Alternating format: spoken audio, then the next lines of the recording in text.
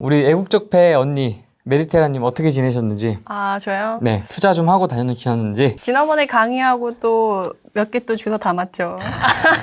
알려주기만 하는 게 아니라 직접 네. 현장을 계속 다니고 계시기 때문에 이제 가능한 거죠. 저 사장님들이 계속 막 물건을 주니까 좋은 거 있다고. 아, 이렇게 딱 옵니까 이렇게? 쫙. 연락이 계속 오죠. 어저께도 문자 받고, 막 연락 받고, 전화 받고. 그러니까 이번에 좀 그러니까 강의하면서 또 찾아내면서 특징적인 물건은 뭐였냐면, 네. 요새 취등록세, 전 다주택자라서 취등록세가 이제 무조건 12% 가야 되잖아요. 네. 그러니까 그걸 아예 이제 실토금으로 생각해가지고, 이제 그거는 이제 어차피 양도세에서 공제받는 금액이니까 그냥 그걸 하고, 그걸 빼고 나면 이제 무피가 형성되는 그런 애들이 있어요. 그러니까 매매가랑 전세가랑 같은 거죠. 그런 애들을 몇 개 했어요. 그 실투자금이 세금 정도, 세금만 들어간 거죠. 세금 복비 정도. 네, 세금 복비만 들어간 거죠. 이번에 사실 이 방송하면서 주력해서 좀 말씀드리고 싶었던 것 중에 하나가 예. 이제 하반기 전세가 상승이 지금 되게 기대되는 시기잖아요. 근데 그게 되게 일찍부터 시작이 됐어요. 지난번 방송 나오셨을 때도 하반기 때 전세가 네. 한 번 더 올라갈 거다라고 한번 말씀해 주셨던 것 같아요. 근데 그게 실제적으로 5월부터 시작해서 지금 7월 사이에 3개월 동안에도 미처 가을 이사철이 되기도 전에 가을에 이제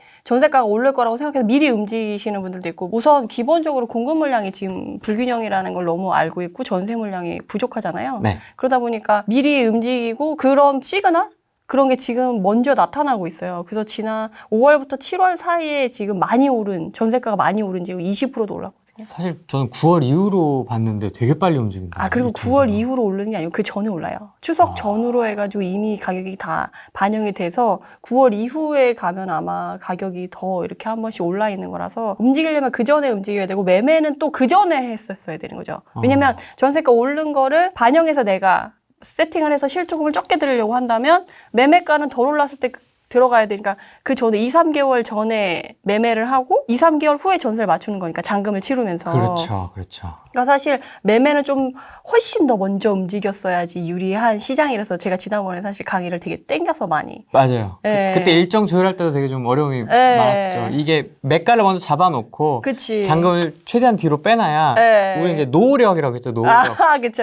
엄청 이제 노력을 하면 근데 네네. 엄청 노력 안 해도 요새는 또 막 난리라서 아, 요새는 또 맞춰져 있는 물건이 많이 나와서, 그러니까 빨리 가면 그런 물건을 그냥 주워올 수 있고, 아니면 좀 기다리거나 아니면 본인이 노력을 해야 되는 거고 그런 거죠. 근데 지금 이 무피 플러스 피 투자 가능 지역은 서울은 아니시겠죠? 지금 물어보시는 분이 계시네요. 아, 그렇죠. 지금 지방시장이잖아요. 네, 지금 지방이죠. 네네, 지방시장이어가지고 지방에 지금 이런 물건들이 꽤 많이 나오고 있어요. 지금 전세가 올라가는 지역, 그 물건, 공급 물량 없는 지역 위주로 지금 해서 흔히 역전세라고 하죠. 지금 역전세 일어나는 단지들도 꽤 있어요. 얼마 전에 저희 남편 지인이, 그러니까 직장 동료가 전세 이번에 새로 이제 입사한 분인 거예요. 그래서 집을 얻으려고 직장 근처에 네. 집을 얻으려고 알아보는데 역전세 난 단지인 거예요. 전세를 구하려고 하는데, 그러면 이제 부동산에서 얘기한 거죠. 역전세는 위험해. 돈을 못 받을 수도 있어. 그러니까 역전세 아닌 단지로 들어가자라고 해가지고 전세 가격이 조금 더 높고 좀 멀더라도 다른 단지를 구했다는 거예요. 그러면 후랭이님은 역전세 난 단지라고 하면 어떤 생각이 드세요? 일단 보겠죠. 이제 뭐 입지나 이런 걸 뭐 상황을 좀 보고 땡큐. 일반인 분들은 대부분 역전세라고 하면 내가 지금 전세가가 매매가보다 낮다는 거잖아요. 그 전세가가 더 높다는 거잖아요. 그러면 이거 깡통 전세네? 이거 나중에 매매가 떨어지면 전세가 이거 내가 못 받을 수 있겠다. 왜냐하면 지금 상황에서 판다고 하면 매도자, 임대인이죠. 집주인이 전세가보다 낮은 가격에 이 집을 팔아야 되는 거잖아요. 그러면 내가 팔고 나서도 전세값을 돌려줄 만큼의 돈을 회수하지 못하니까 그 갭만큼을 내가 돈을 못 받을 수 있겠다라는 위험성을 느낄 수 있죠. 네. 솔직히 저도 일반의 부동산 투자를 공부하지 않았던 사람이라고 하면 역전세 난 집이라고 하면 그러면서 도망가죠. 맞아. 그러면서 딴 데 알아보고 하는데, 그러니까 전세 사는 사람들의 입장은 그게 맞는 것 같긴 해요. 역전세는 피해서 가는 게 맞긴 한데, 내가 만약에 부동산을 아는 사람이다. 그러면 역전세 난 단지는 전세로 안 들어가고 매매로 들어가면 약간 플러스 피. 그러니까 사실 투자자한테 있어서 역전세는 플러스 피랑 같은 말이거든요. 그렇기 때문에 내가 집을 꼭 전세로 살아야 된다 그런 거 아니면 여기가 가치가 있는데 매매가, 그러니까 그런 요새 최근의 모습은 또 그런 게 있어요. 매매가 안 돼요. 매물이 없으니까. 그러니까 이전에 매매가만 찍혀 있는 거죠. 2억. 근데 지금은 뭐 호가 나오는 거 2억 5천, 3억 나와요. 근데 이제 거래가 안 되는 거지. 근데 전세가가 막 2억 2천, 2억 3천 나오는 거예요. 근데 전세는 이제 몇 개 매물이 도른 거지. 그래서 실거래가로 2억 2천이, 3천이 찍히는데 매매가는 매물이 없어서 거래가 안 되고 2억에 계속 찍혀 있고 호가부터 막 3억짜리만 나와 있고 이러면 당연히 역전세 날 수밖에 없죠. 찍혀 있는 실거래가 자체는 그러니까. 네, 근데 이런 단지 같은 경우는 만약에 향후 공급 물량이 계속 없고 입지적인 가치가 괜찮다라고 하면 전세 사는 것보다는 매매로 더 싸게 사놨다가 오르는 것만큼 본인이 이제 수익으로 가져가거나 아니면 실거주에다가 투자 관점을 넣어서 해서 이제 본인이 나중에 이사 갈 때 돈을 조금만 보태도 더 상급지로 이동할 수 있게끔 마련해 놓는 발판이 될 수 있는 거죠, 사실. 이런 지역이 꽤 많아요, 지금. 지방 쪽에 그런 게 많고. 그리고 매매가보다 전세가에 치고 가는 속도가 엄청 빨라요. 더 빠르니까. 네네. 이런 식으로 제가 아까 말씀드린 사례 있잖아요. 매매는 안 찍히고 전세만 좀 거래되면서 찍히는 이런 사례의 단지들이 꽤 많아요, 지금. 지금 그러면 매물이 나오는 것들은 매매가가 어쨌든 2억 찍혔다고 했을 때보다는 조금 올라 있긴 하겠네요. 그죠. 그 다음에 이제 거래되면 전세가보다 높게 되려고 하거나 그 다음에는 되겠죠. 근데 이 역전세가 나와서 플러스 피, 그러니까 투자자의 관점에서 그러니까 일반인의 관점에서는 역전세고 투자자의 관점에서는 적폐. 플러스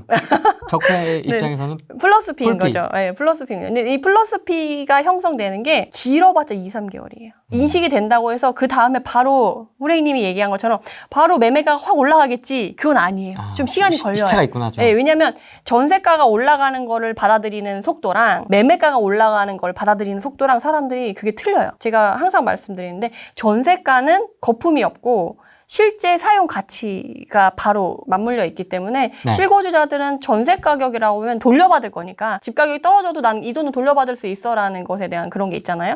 그리고 요새는 또 그렇게 역전세가 나거나 그러면 보증보험이라던가 뭐 이런 장치를 걸어놓고 들어가기 때문에 사람들에 대한 거부감이 좀 덜해요. 근데 만약에 공급 물량이 많이 있었고 최근에 정책 때문에 좀 직격탄을 맞았던 지역이다. 매매 가격 올라가는 거에 대해서는 저항이 좀 있다라고 한다면 사람들이 이제 매매가가 전세가를 넘어서도 다음에 가는 속도가 좀 느릴 수가 있어요. 그래서 그게 2018년, 19년도에 천안도 그랬고요.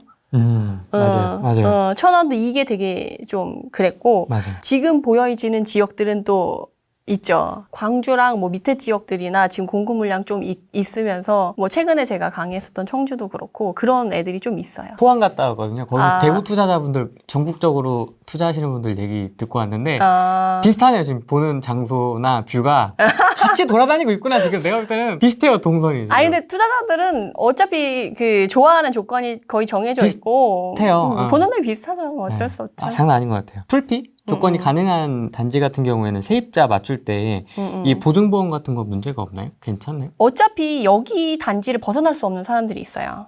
근데 전세가 너무 없어. 그리고 요새는 전세 다 그렇게 맞춰라고 이제 부동산에서 이제 형성이 잘 되는 지역들이 있어요. 그러면 그냥 들어가요. 저도 전에 이제 천안이나 이런 애들 이전부터 그런 식으로 풀피를 맞췄던 사람들 보면 세입자분들이 잘 따라오는 거죠. 매매가는 1억 3천인데 전세는 1억 4천이어도 1,000만 원이어도 어차피 지금 매물이 없어서 거래가 안 돼가지고 그런 거다. 그 부동산에도 설명을 한다거나 아니면 KB 부동산 시세 자체가 또 높게 잡혀 있는 경우가 있어요. 매매 가격이 떨어졌는데 KB 부동산 시세가 이 매매 가격이 떨어졌다고 해서 바로 반영이 돼서 다음날 바로 그걸 떨어뜨리지 않거든요.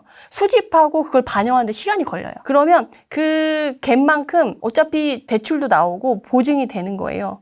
전 그 보증보험에서도 그 KB 부동산 시세를 기준으로 해서 하거든요. 그러니까 그런 보증보험에서도 들어주고 대출도 나오니까 부동산에서는 또 이거 지금 매매 물건이 거래가 없어서 이렇게 매매가 낮춰지는 거지. 지금 봐라. 지금 호가 붙어서 이제 가격이 나와 있는 건 그보다 훨씬 높다. 또는 그렇지 않더라도 지금 사람들이 전세는 절대 안 해놓고 매매로만 하려고 한다. 그럼 전세 살고 싶으면 이거라도 해야 된다라고 이제 현장 분위기를 얘기하면 이제 이 지역 내에서만 거주해야 되는 사람은 어쩔 수 없이 그게 그렇게 가긴 하더라고요. 개인 명의면 이 정도 형성이 분위기가 되고 이제 부동산 사장님이 이 정도 푸시를 하면 좀 잘 따라오시는데 법인이 문제예요. 법인 투자로 해서 법인이 임대인인 경우는 좀 잘 안 따라와요. 세입자분들이. 나는 법인이 주인 아닌 것만 보여줘. 난 법인 아닌 것만 할 거야. 법인 제낀다. 네, 법인 제끼고. 그리고 요새 또 특징이 뭐냐면 지방 투자의 또 특징은 매도자분들이 난 법인이랑 거래 안 해. 이러신 분들도 있어요. 법인 아닌 사람한테만 팔 거야. 매도자는 왜요? 저도 잘 좀 이해가 안 돼요. 그러니까 전세자본 같은 경우는 이전에 막 200채, 300채씩 산 다음에 나 몰라라 했던 법인들이 있어서 그건 이해돼. 응. 네네네. 세입자 입장에서는. 그래서 좀 걱정이 돼서 그런 건 이해되는데, 매도자분이 난 매수가 법인이면 절대 안 팔아. 이런 분이 있으셨거든요. 저도 실제로 거래한 것 중에. 이유가 있나? 그분 같은 경우 제가 너무 궁금해서 그분한테 물어봤었어요. 왜 법인한테는 안 파냐? 내가 법인으로 하면 조금 돈을 더 줄게. 라는 식으로까지 얘기를 했었거든요. 근데도 불구하고 안 한다고 하더라고요. 왜냐면 법인으로 하면 양도세가 싸니까. 저는 법인만, 어차피 개인도 12%, 법인도 12%면 저는 법인이 나으니까 법인으로 하고 싶어서 차라리 그럼 제가 돈을 좀 더 줄 테니까 법인 명의로 하게 좀 팔아라 그랬더니 그분이 난 법인한테는 절대 안 팔아 이러시더라고요. 그래서 제가 매도자한테 직접 물어볼 수는 없고 이제 부동산 사장님한테 이렇게 물어봤었어요. 그랬더니 그분은 진짜 우여곡절이 있어서 그럴 수밖에 없겠다라는 생각이 들긴 하더라고요. 그게 뭐였냐면 그 매도자분이 그 집을 산 게 사고 싶어서 산 게 아닌 거예요. 떠하는 느낌, 예, 그렇죠. 법인한테 떠하는 물건이었던 거죠. 법인이 물건을 갖고 있었는데 이분이 전세로 들어온 거지. 근데 이제 전세 만기가 돼서 나가려고 했을 때 전세금을 돌려달라고 했는데 안 돌려준 거지. 그러면서 법인이 배째라 이렇게 나와서 이제 전세가가 이미 많이 떨어졌고 그때는 이제 법인도 자기가 컨트롤할 수 없으니까 그런 식으로 나왔겠죠. 네. 나쁜 법인이. 이죠. 원래 그렇게 돼도 본인이 책임을 졌어야 되는 건데 그래서 네. 본인이 어쩔 수 없이 떠하는 거예요. 그래서 그냥 울며 겨자 먹기로 전세 가격에 그냥 본인 전세 가격에 산 거죠. 그래도 울며 겨자 먹기 떠안아서 이제 몇 년 갖고 있다 보니까 이제 가격이 회복된 거지. 그래도 손해는 안 봤으니까 이제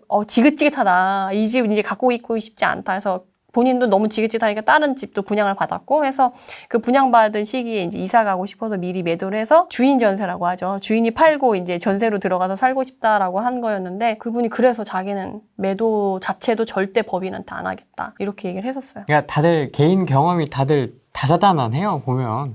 그쵸? 그렇죠. 거래가. 세입자분들도 그렇고 뭐 매도자분도 그렇고 매수자분도 그렇고 워낙 요새 부동산 때문에 사건 사고가 많았잖아요. 지금 매매가는 좀 많이 올라와서 부담스럽다라고 생각하는 분위기라고 한다면 지금 어쨌든 전세 사는 사람은 당장 이사 가야 되는데 집이 없잖아요. 그러면 실수요자분들은 선택권이 없어요. 있는 것 중에 전세가 지금 워낙에 뭐 2억 5천 했는데 3억짜리 전세 딸랑 하나 나와 있다. 근데 나는 출퇴근이나 일자리나 아이 학교 때문에 절대 이사 갈 수 없는 상황이에요. 있죠. 그러면 울며 겨자 먹기로 3억인 집이 있어도 그냥 가야 되는 거예요. 그리고 이제 매매를 하고 싶어도 옛날에는 전세에서 이제 매매로 갈아타는 수요가 많았단 말이에요. 근데 지금은 전세에서 매매로 갈아타고 싶어도 돈도 돈이지만 매물 자체가 없어요. 지금 사장님들한테 전화하면 제일 첫 마디가 매물 없어요. 전화하면? 전화하면 매물 없어요. 이거거든요.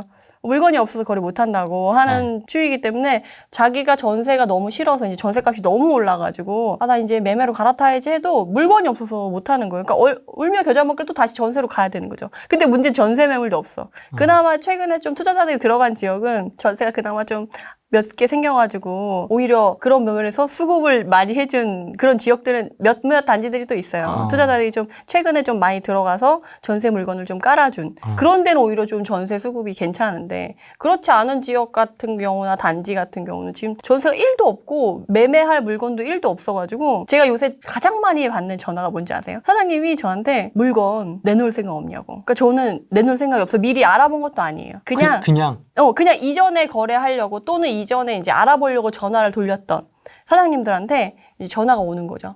물건 내놓을 생각 없냐? 물건 갖고 있지 않냐? 혹시 그거 만기 다 되지 않았냐? 전세 돌릴 때 안 되냐? 뭐라 그러냐? 이러면서 어떤 식으로 얘기하면 전문 용어로 사장님들이 이제 물건을 발굴한다고 하거든요. 물건이 워낙 없으니까. 캐는 거예요? 네, 그러니까 본인도 이제 거래를 해서 임대료도 내고 이제 먹고 살려고 하면 거래를 해야 되잖아요. 근데 거래할 물건 자체가 없으니까 거래할 물건을 본인이 이제 만들어내는 거죠. 찾아다니는 거구나. 그러니까 기존에 이제 고객들 이 전화번호 리스트가 있잖아요. DB가 있으니까. 네, 그러니까 그거를 보고 계속 이제 전화를 돌리는 거죠. 혹시 물건 나올 게 없나? 딴 사람이 먼저 하기 전에 내가 먼저 전화해서 사장님 제가 이거 먼저 해볼 테니까 저한테 물건 주세요라고 하면서 이제 하거나 이때 제일 억울하실 분들이 그런 분이죠. 막 여태까지 막 안 올랐다가 이제 막 오른 거야. 근데 이제 분위기 모르고 물건이 없으니까 사장님이 전화를 한 거예요. 그래서 에이 하고 홀랑. 그러니까 사장님이 지난번에 물건 내놓지 않았었어? 근데 그때 안 팔렸었잖아. 그러니까 또 최근에 이전에 분위기가 좀 안 좋아서 안 팔렸던 지역 같은 경우는 한참 마음고생하다가 이제 포기하고 있다가 요새 좀 좋아지나 하고 있는데 이제 좀 지난번에 못 팔았으니까 이참에 물 들어왔을 때 팔아야 돼 막 이러면서 이제 꼬시는 거죠. 그래서 이제 팔고 나면 1억씩 오르고. 그러니까 꼭 꼭 부동산에서 내가 내놓지도 않았는데 부동산에서 먼저 전화가 왔다. 그럼 절대 알겠다 하면 안 돼요. 아, 그러냐 생각을 좀 해보고 다시 연락을 주겠다라고 하고 본인이 이제 임장을 하거나 조사를 해야죠. 이제 실거래가도 확인을 하고 요새 부동산에 전화해서 매수자 컨셉으로 집 살려고 하는데 얼마면 살 수 있냐, 매물이 얼마나 되냐, 뭐 이런 것들을 조사를 하신 다음에 팔아도 되겠다 싶으면 이제 파는 거지. 그런 거 없이 그냥 사장님이 꼬셨다고 그냥 막 하다 보면 팔고 나서 완전 화병 나죠. 그 요새는 또 물건 하나 거래할 때마다 신고가가 바로바로 갱신이 되잖아요. 그래서 내가 지금 신고가에 최고 높은 가격에 팔았다고 할지라도 내가 굳이 팔지 않아도 되고 그걸 수익을 익을 때까지 좀 더 가지고 있어도 되는데 먼저 팔았다. 열받죠. 그러면 안 되기 때문에 꼭 그 매도할 때는 꼭 매수할 때보다 임장을 더 중요시하게 해서 좀 확인을 하고 해야지 안 그러면은 뒤통수 맞는다. 사장님은 어떻게 보면 우리 편일 수도 있지만 아닐 수도 있거든요. 이 적군인지 아군인지 판단을 해야지. 어렵다. 적군인지 아군인지. 네. 때론 적군이기도. 아니 뭐 적군까지는 아닌데 어쨌든. 아니 왜냐면 사장님이 만약에 그러니까 매물이 없는데 매물을 발굴해서 그런 식으로 실수요자인데 난 부동산 잘 몰라. 꼬셔. 예, 근데 꼬셨어. 그럼 적군인 거지 나한테는. 그렇지 않아요? 나한테 금정적인 손해를 끼치고 본인은 이제 거래해서 거래세를 받는 거잖아요. 수수료를. 그러니까 결국 이득이 상반된 거지. 이득이 같은 방향이고 부동산 사장님도 나랑 같이 했을 때 방향이 나랑 같다 그러면 이제 아군이 될 수 있는 거고 나랑 이득이 다르다 그러면 이제 반대로 가는 거죠. 연락이 온다 그랬잖아요. 네네네. 그 연락이 오는 공인중개사는 거래를 했던 곳입니까? 아니면 아니죠. 그냥 임장을 했던 곳인데도 그렇게 무피나 플러스피에 있다고 물건을 이제 던져주시거나 그리고 그 능력 있고 이제 약간 고객 관리를 잘 하시는 분들은 시시때때로 문자를 주세요. 어느 지역이라고 얘기는 하지 않겠지만 그 지역 사장님 이제 탑이에요. 한 달에 한 번씩 꼭꼭 문자를 주세요. 그 지역의 그 단지의 물건이 어떻게 움직이는지를 우리가 다 일일이 찾아보려고 하면 귀찮잖아요. 네. 못 찾아볼 때도 있는데 근데 알아서 문자가 오면 네. 한번 쓱 보면 그 지역은 이미 그걸로 판단이 되는 거예요. 아, 이렇게 가고 있구나. 왜냐면 이전에 이미 지역조사도 끝내놓고 가격도 이미 다 파악하고 있던 건데 이제 가격이 변화되는 것만 이제 체크하면 되는 건데 문자를 그렇게 주시면 너무 감사하죠. 알림 설정이죠 어떻게 보면. 네, 그렇게 주시는 게. 네, 그분이 한 달에 한 번씩 꼭 그렇게 주세요. 타지에 가서 네. 물건 찾고 싶어요. 네. 저 서울에 있잖아요. 지방 가본 적이 없어요. 사실 그때 메디테라님하고 움직여서 그나마 구미도 한번 가본 거고. 아, 진짜요? 확장단지라는 곳도 처음 들어봤고. 뭐 이제 그렇게 다녀봤는데 네네네. 알림 설정을 해놓고 싶어요. 무도사 사장님 알림. 네. 공인중개사분들하고 좀 친해질 수 있는 방법 없을까요? 그러니까 사람 마음은 다 똑같은 것 같아요. 내 것만 취하려고 하면 사장님들이 쟤 공부만 하러 왔지. 쟤 뭐 그냥 떠보러 왔지. 약간 이렇게. 그리고 지금 투자자로 가도 사장님들이 좀 반겨하지 않는 게 물건이 없어. 투자자로 해도 아, 사장님, 저 여기 관심 있는데 물건 있으면 좀 살려고 하니까 물건을 좀 소개시켜 주세요 해도 없어서 이제 물건 없다는 말도 하기 귀찮은 거예요. 이제 사장님들은. 그러니까 이럴 때 내가 투자자고 나 물건 사겠다 이렇게 얘기를 해도 사장님이 이렇게 반겨하지 않고 그러니까 부동산 사장님 알림 설정이 안 되는 거죠. 첫 마디가 좀 그래요. 아, 사장님 요새 매물 없어서 힘드시죠? 오히려 제가 먼저. 요새 사장님 요새 매물 없어서 거래하기 힘드시죠? 매물 없죠? 매물 없는 거 알고 전화했어요. 이렇게 대놓고 먼저 얘기를 해요. 그럼 사장님이 아, 맞아. 매물 요새 너무 없어. 라고 하시거든요. 그러면 사장님을 먼저 챙기는 말을 먼저 해드려요. 먼저 챙기는 말. 네. 사장님 그러면 요새 거래 못해가지고 임대료는 어떻게 내냐? 힘들지 않냐? 막 이렇게 얘기를 해요. 그러면 다음 얘기는 그래도 능력 있는 사장님의 다음 말은 똑같아요. 아유, 그래도 거래는 해. 그래도 임대료 낼 정도는 거래는 해. 막 이러시거든요. 그럼 그런 물건은 어디서 나와요? 이러면 이제 아, 사실은 말이야 하면서 이제 꿈쳐놨던 물건들이 이제 나오는 거죠. 아, 진짜 죽겠어 이렇게 얘기하면 어떡해요? 그렇게 힘들어 죽겠어 진짜. 맞아. 그러면 이제 힘들어 그러면 제가 그럼 가장 마지막에 거래는 언제 하셨어요? 라고 얘기를 하면 지난달에 한두 건 했나? 막 이런 식으로 얘기를 하시는 거예요. 그러면 그럼 한두 건은 이제 예, 그렇게 되고 그러면 뭐가 파악이 되냐면 모든 부동산 그 근처에 했는데 다들 이런 식이다. 물건 없다고 하고 한두 건밖에 거래 못했다 그러면 이 지역은 진짜 매물이 마른 지역인 거예요. 매물이 마른 지역이고 여기서 또 능력 있는 사장님과 좀 약간 능력이 좀 약간 떨어지는 분의 차이는 뭐냐면 해당 단지 본인이 부동산이 이제 위치해 있는 단지 것만 하시는 분들은 매물이 마를 수밖에 없어요. 근데 능력 있는 사장님은 단지에만 거래를 하는 게 아니라 그 주변 단지까지 다 거래를 하시거든요. 그러면서 솔직히 자기 아파트 앞에 있는 부동산이면 이제 그 단지에 사는 사람이 매물을 내놓을 때 그 부동산에 내놓을 확률이 제일 높아요. 네. 근데 다른 단지에 내놓을 확률은 좀 적죠. 워낙에 능력 있는 사장님이 내가 우리 단지에 왔다가 단지에 매물이 없어서 다른 단지까지 찾아줬던 사장님이다. 그럼 나중에 매도를 할 때 집을 내놓을 때도 자기가 거래했던 사장님한테 먼저 연락을 한단 말이에요. 그리고 자기 걸 되게 잘 챙겼던 사장님이야. 그러면 그분한테 매물이 쏠리는 거예요. 그러니까 제가 최근에 그 수강생분들도 그렇고 제 유튜브에 소개시켜드린 사장님 말이 있거든요. 아, 출근하면 계약서 써야지라는 분이 계시거든요. 근데 그분이 그런 분이에요. 해당 단지뿐만 아니라 이 주변의 모든 단지에서도 매물을 다 이 사장님한테 몰아주는 거예요. 거기 살고 있는 고객분들이죠. 거기 사시는 실거주자분들이나 투자자분들이. 그러니까 그분은 매물이 안 말라요. 다른 부동산에 전화하면 매물 없어요. 매물 없어서 거래 못해요. 기다리세요. 전세자도 기다리세요. 다 기다리는데 이 사장님은 계속 매매, 투자하시는 분들이나 실거주뿐만 아니라 매매를 계속하니까 전세도 계속 나오는 거예요. 그 공동중개망이라고 있어요. 그래서 거기 안에 이제 매물을 같이 보니까 나한테 얘기하면 다른 단지도 소개시켜 줄 수 있어라고 하지만 사실 사람들은 해당 단지에 있는 사람 것만 하고 싶어 하는 그런 게 있거든요. 왜냐면 여기 단지에 있으니까 여기 사람이 제일 잘 알지 않을까? 라고 생각을 하는 거예요. 근데 이 능력 있는 사장님은 그런 걸 뛰어넘는 거죠. 그래서 내가 이 사람이 뭔가 아쉬운 점이 있어요. 뭐 인테리어라던가 뭐 수리라던가 이런 부분이 있었어. 근데 이런 것까지 다 해결을 해주는 거야. 그리고 매도자한테 얘기해가지고 이 사장님한테 제가 지난번에 거부를 못한 게 세입자가 그 집을 그냥 봤을 때는 너무 깨끗해서 이제 계약을 한 거예요. 근데 막상 짐이 다 빠지고 집을 다시 보러 가서 이제 본인이 이제 가구 넣기 전에 청소를 하고 나서 이제 가구를 넣으려고 봤는데 가구에 가려졌던 면 중에 이제 곰팡이가 좀 쓸어 있는 거나 좀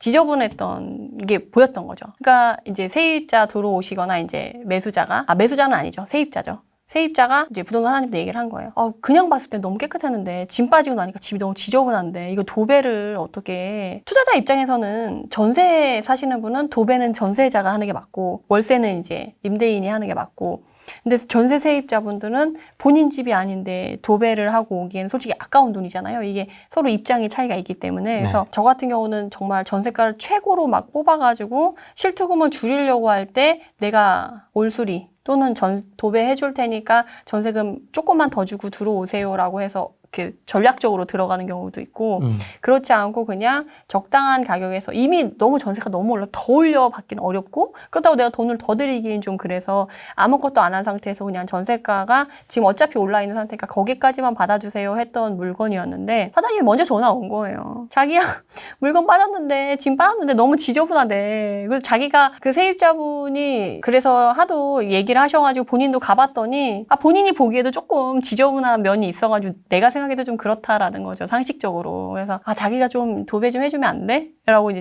역으로 전화를 주신 거죠. 그래서 저도 죽는 소리를 했죠.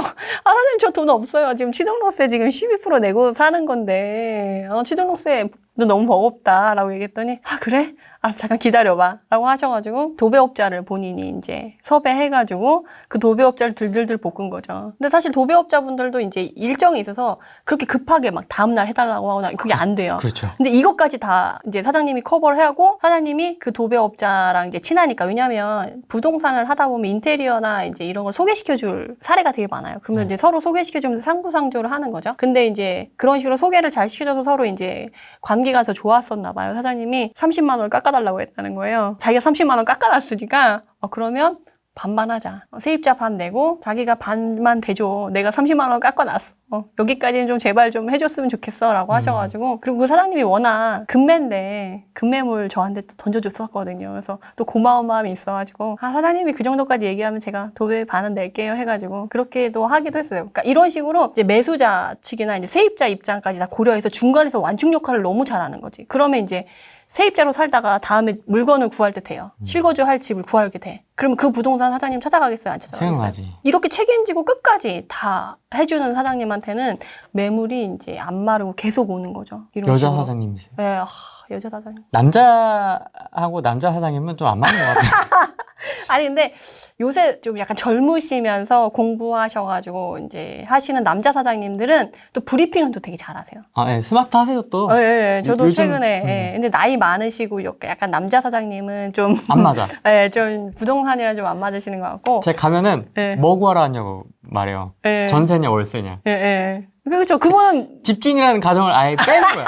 그냥 무조건 뭐 보러 왔냐, 방 뭐 보러 왔냐고. 약간 그런 느낌. 뭔가 이렇게 아이스 브레이킹도 좀 하면서, 네네네네. 그렇게 좀 친해지고. 그쵸. 그럼 어떻게 보면 일 잘하는 분들하고 친해지면 금매가 나오는 거라고도 볼 수 있겠네요. 그렇죠. 왜냐하면 자기가 이제 매물이 그런 식으로 하나 들어왔어요. 그럼 그걸 공동중개망에 올리겠어요? 정말 그 귀한 물건을? 아니더라고요. 제가 봤는데 금매가 갑자기 툭 튀어나왔어요. 임장 갔는데 그냥 그 자리에서 해결하더라고요. 전화 돌려가지고. 네, 맞아요. 공동중개만 안 돌리고 그래서 투자자 리스트 받아놨던 거 있잖아요. 그래서 예쁜 이들. 아, 이쁜 이들? 이쁜 이들이 투자 리스트에서도 상위권에 있는 거죠. 저 같은 예쁜 이들. 그 사장님들한테 예쁜 이는 그런 거예요. 전화하면 바로 살 것 같은 사람들. 나한테 돈을 줄 것 같은 사람들이. 이게 아니고? 그렇죠.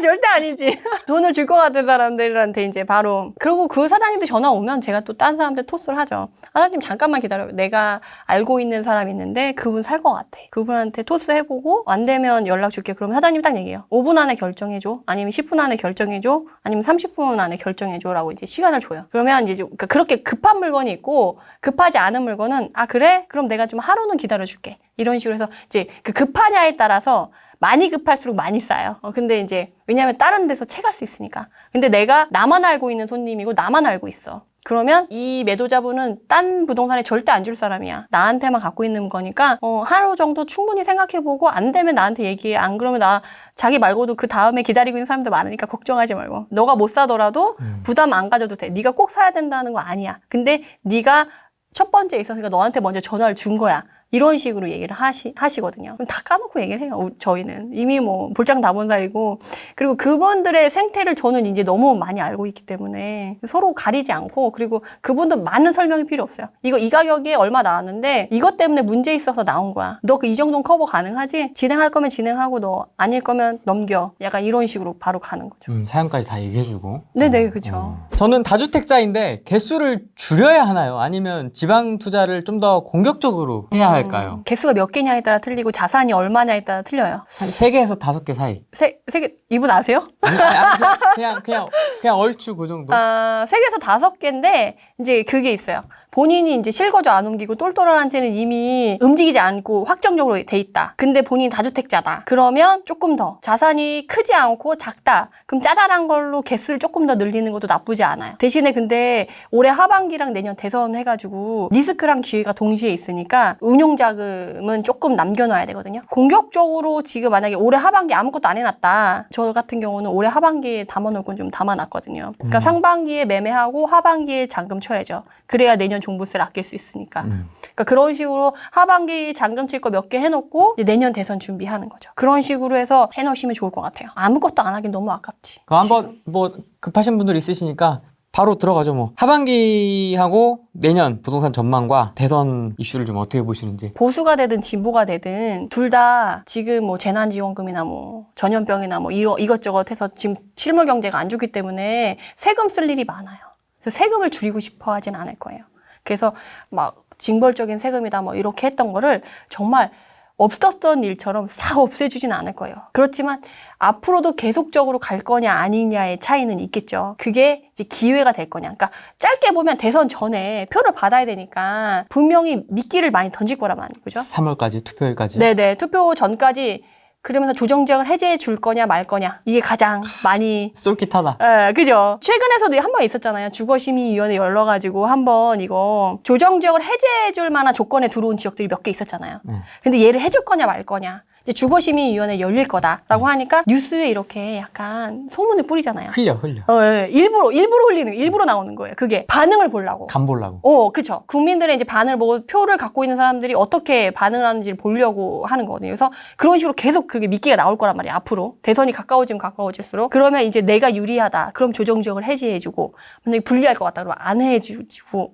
그런 식으로 가겠죠. 근데 문제는 그런 식으로 이제 소문이 좀 퍼지고 그게 결정이 나기까지 사이 동안에 움직일 사람들이 있을 거라는 거죠. 그러면 그때 그게 이제 기회가 될 수 있을 거고, 그렇게 한번 올라갔던 가격이 문제는 그렇게 만약에 조정지역 해제될 거야 라고 이제 소문이 막 나서 그 지역을 막 매수했단 말이에요. 네. 그러면 결과적으로는 조정지역 해제가 안 됐어. 그러면은 어떻게 돼야지 맞는 것 같아요? 하락해야 돼. 가격이 다시 원래대로 가는 게 그렇지. 맞죠. 근데 그렇게 안 되는 경우가 안 될 것 같긴 해요. 네, 또 그런 경우가 또 많아요. 그러면 이제 그대로 이제 보합으로 가는 거죠. 그래서 제가 말씀드린 거 그런 게 기회라는 거예요. 근데 떨어질 수도 있죠. 그런 거를 리스크를 크게 볼 거냐, 기회로 크게 볼 거냐, 그건 이제 본인의 기준이랑 성향이랑 판단에 맡겨야 되죠. 근데 앞으로 지금 나올 지역들이 매수를 할 때 보는 투자의 기준이 있잖아요. 그런 기준들에 맞고 대선이 뭐 잘 안 됐을지라도 혹시나 암흑의 시기가 오더라도 정말 센 분 계시잖아요. 그분이 정말 상상하고 싶진 않지만. 여기 질문지에 있습니다. 6번 질문 제가 적어놨습니다. 그래서 그분이 만약 되신다고 한다면 네. 암흑의 시기가 도래할 거거든요. 근데 암흑의 시기 전에 이제 바구니에 물건을 담아놓은 사람이랑 암흑의 시기가 지나고 나서 이제 안 담아놓은 사람이랑 암흑의 시기가 지나고 나서의 자산 차이는 더 커질 거거든요. 이후에 더 어려워지든 조금 어려워지든 지금은 담아놔야 된다라고 생각이 들거든요. 왜냐고 한다면 코로나 때문에 지금 유동성이 증가됐고 실물 경제가 안 좋아졌잖아요. 그러고 나서 이제 이런 것 때문에 차후에 당연히 자본주의 사회에서는 어쩔 수 없이 필연적으로 오게 되는 건 인플레이션이에요. 실물 자산을 갖고 있어야 된다는 거죠. 그러니까 세금이 징벌적이든 어쨌든 세금을 많이 갖고 있든 하든 안 하든 실물 자산을 갖고 있냐 아니냐에 따라서 시기가 몇 년 지나고 났을 때 내 자산의 가격이 떨어졌냐, 자산이 하락했냐 상승했냐는 그 차이로 이제 벌어질 거거든요. 그러니까 세금 뜯기는 것보다 자산 증식이 훨씬 더 빠를 거거든요.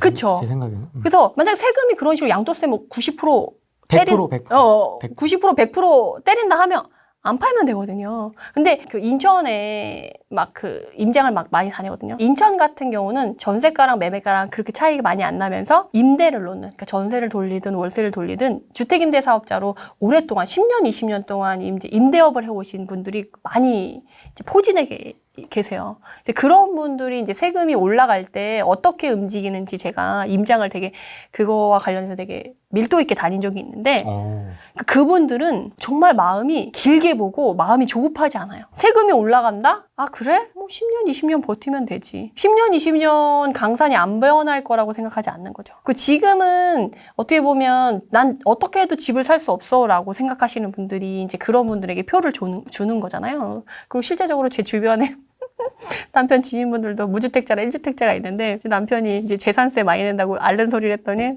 당연히 내야지. 그러면서 약간 되게 꽃이다. 아예 꽃이다. 저 적폐 이러면서. 약간 그런 분위기가 지금 형성돼 있잖아요. 그런 게 지금 팽배해 있어서 그렇지 그런 것들을 다 지우고 본다고 한다면 어차피 세금은 여러분들도 이제 정책에 따라서 세금이 완화되고 규제가 심해지고 이런 게 그것도 이제 부동산의 상승과 하락을 반복하는 것처럼 규제도 규제와 완화를 반복하거든요. 정말 뭐 100년, 200년, 10년, 20년 계속 규제만 할 수는 없거든요. 그리고 경제가 어려워지고 부동산 경기가 확 꺼졌어요. 그래서 부동산 가격 막 하락했어요. 그래서 공시지가도 어쩔 수 없이 낮춰도 현실화한다고 해도 부동산 가격이 떨어지면 현실화하면 그것도 낮춰줘야 되잖아요. 그러면 어떤 효과가 있어요? 세수가 줄죠. 그죠. 세수가 줄죠. 그럼 정부가 세수가 주는 걸 원할까요? 되게 싫어하죠. 그렇죠. 그리고 부동산 가격이 떨어지면 전체적으로 이제 경기도 실물 경제 자체도 같이 안 좋아질 확률이 높기 때문에 그것까지 바라지는 않을 거란 말이에요. 그래서 저는 부동산에 그런 식으로 암흑기가 와도 세금이 완전 징벌적이어서 뭐 90% 100% 뭐 되고 암흑기가 그리고 세금적으로 부동산에 암흑기가 와도 부동산 가격은 그렇게 떨어지지 않을 거라고 봐요. 왜냐면 세수가 주는 걸 원치 않기 때문에 보유세가 증가할수록 다주택자가 유리하고 다주택자가 돼야 되는 이유라고 해서 제가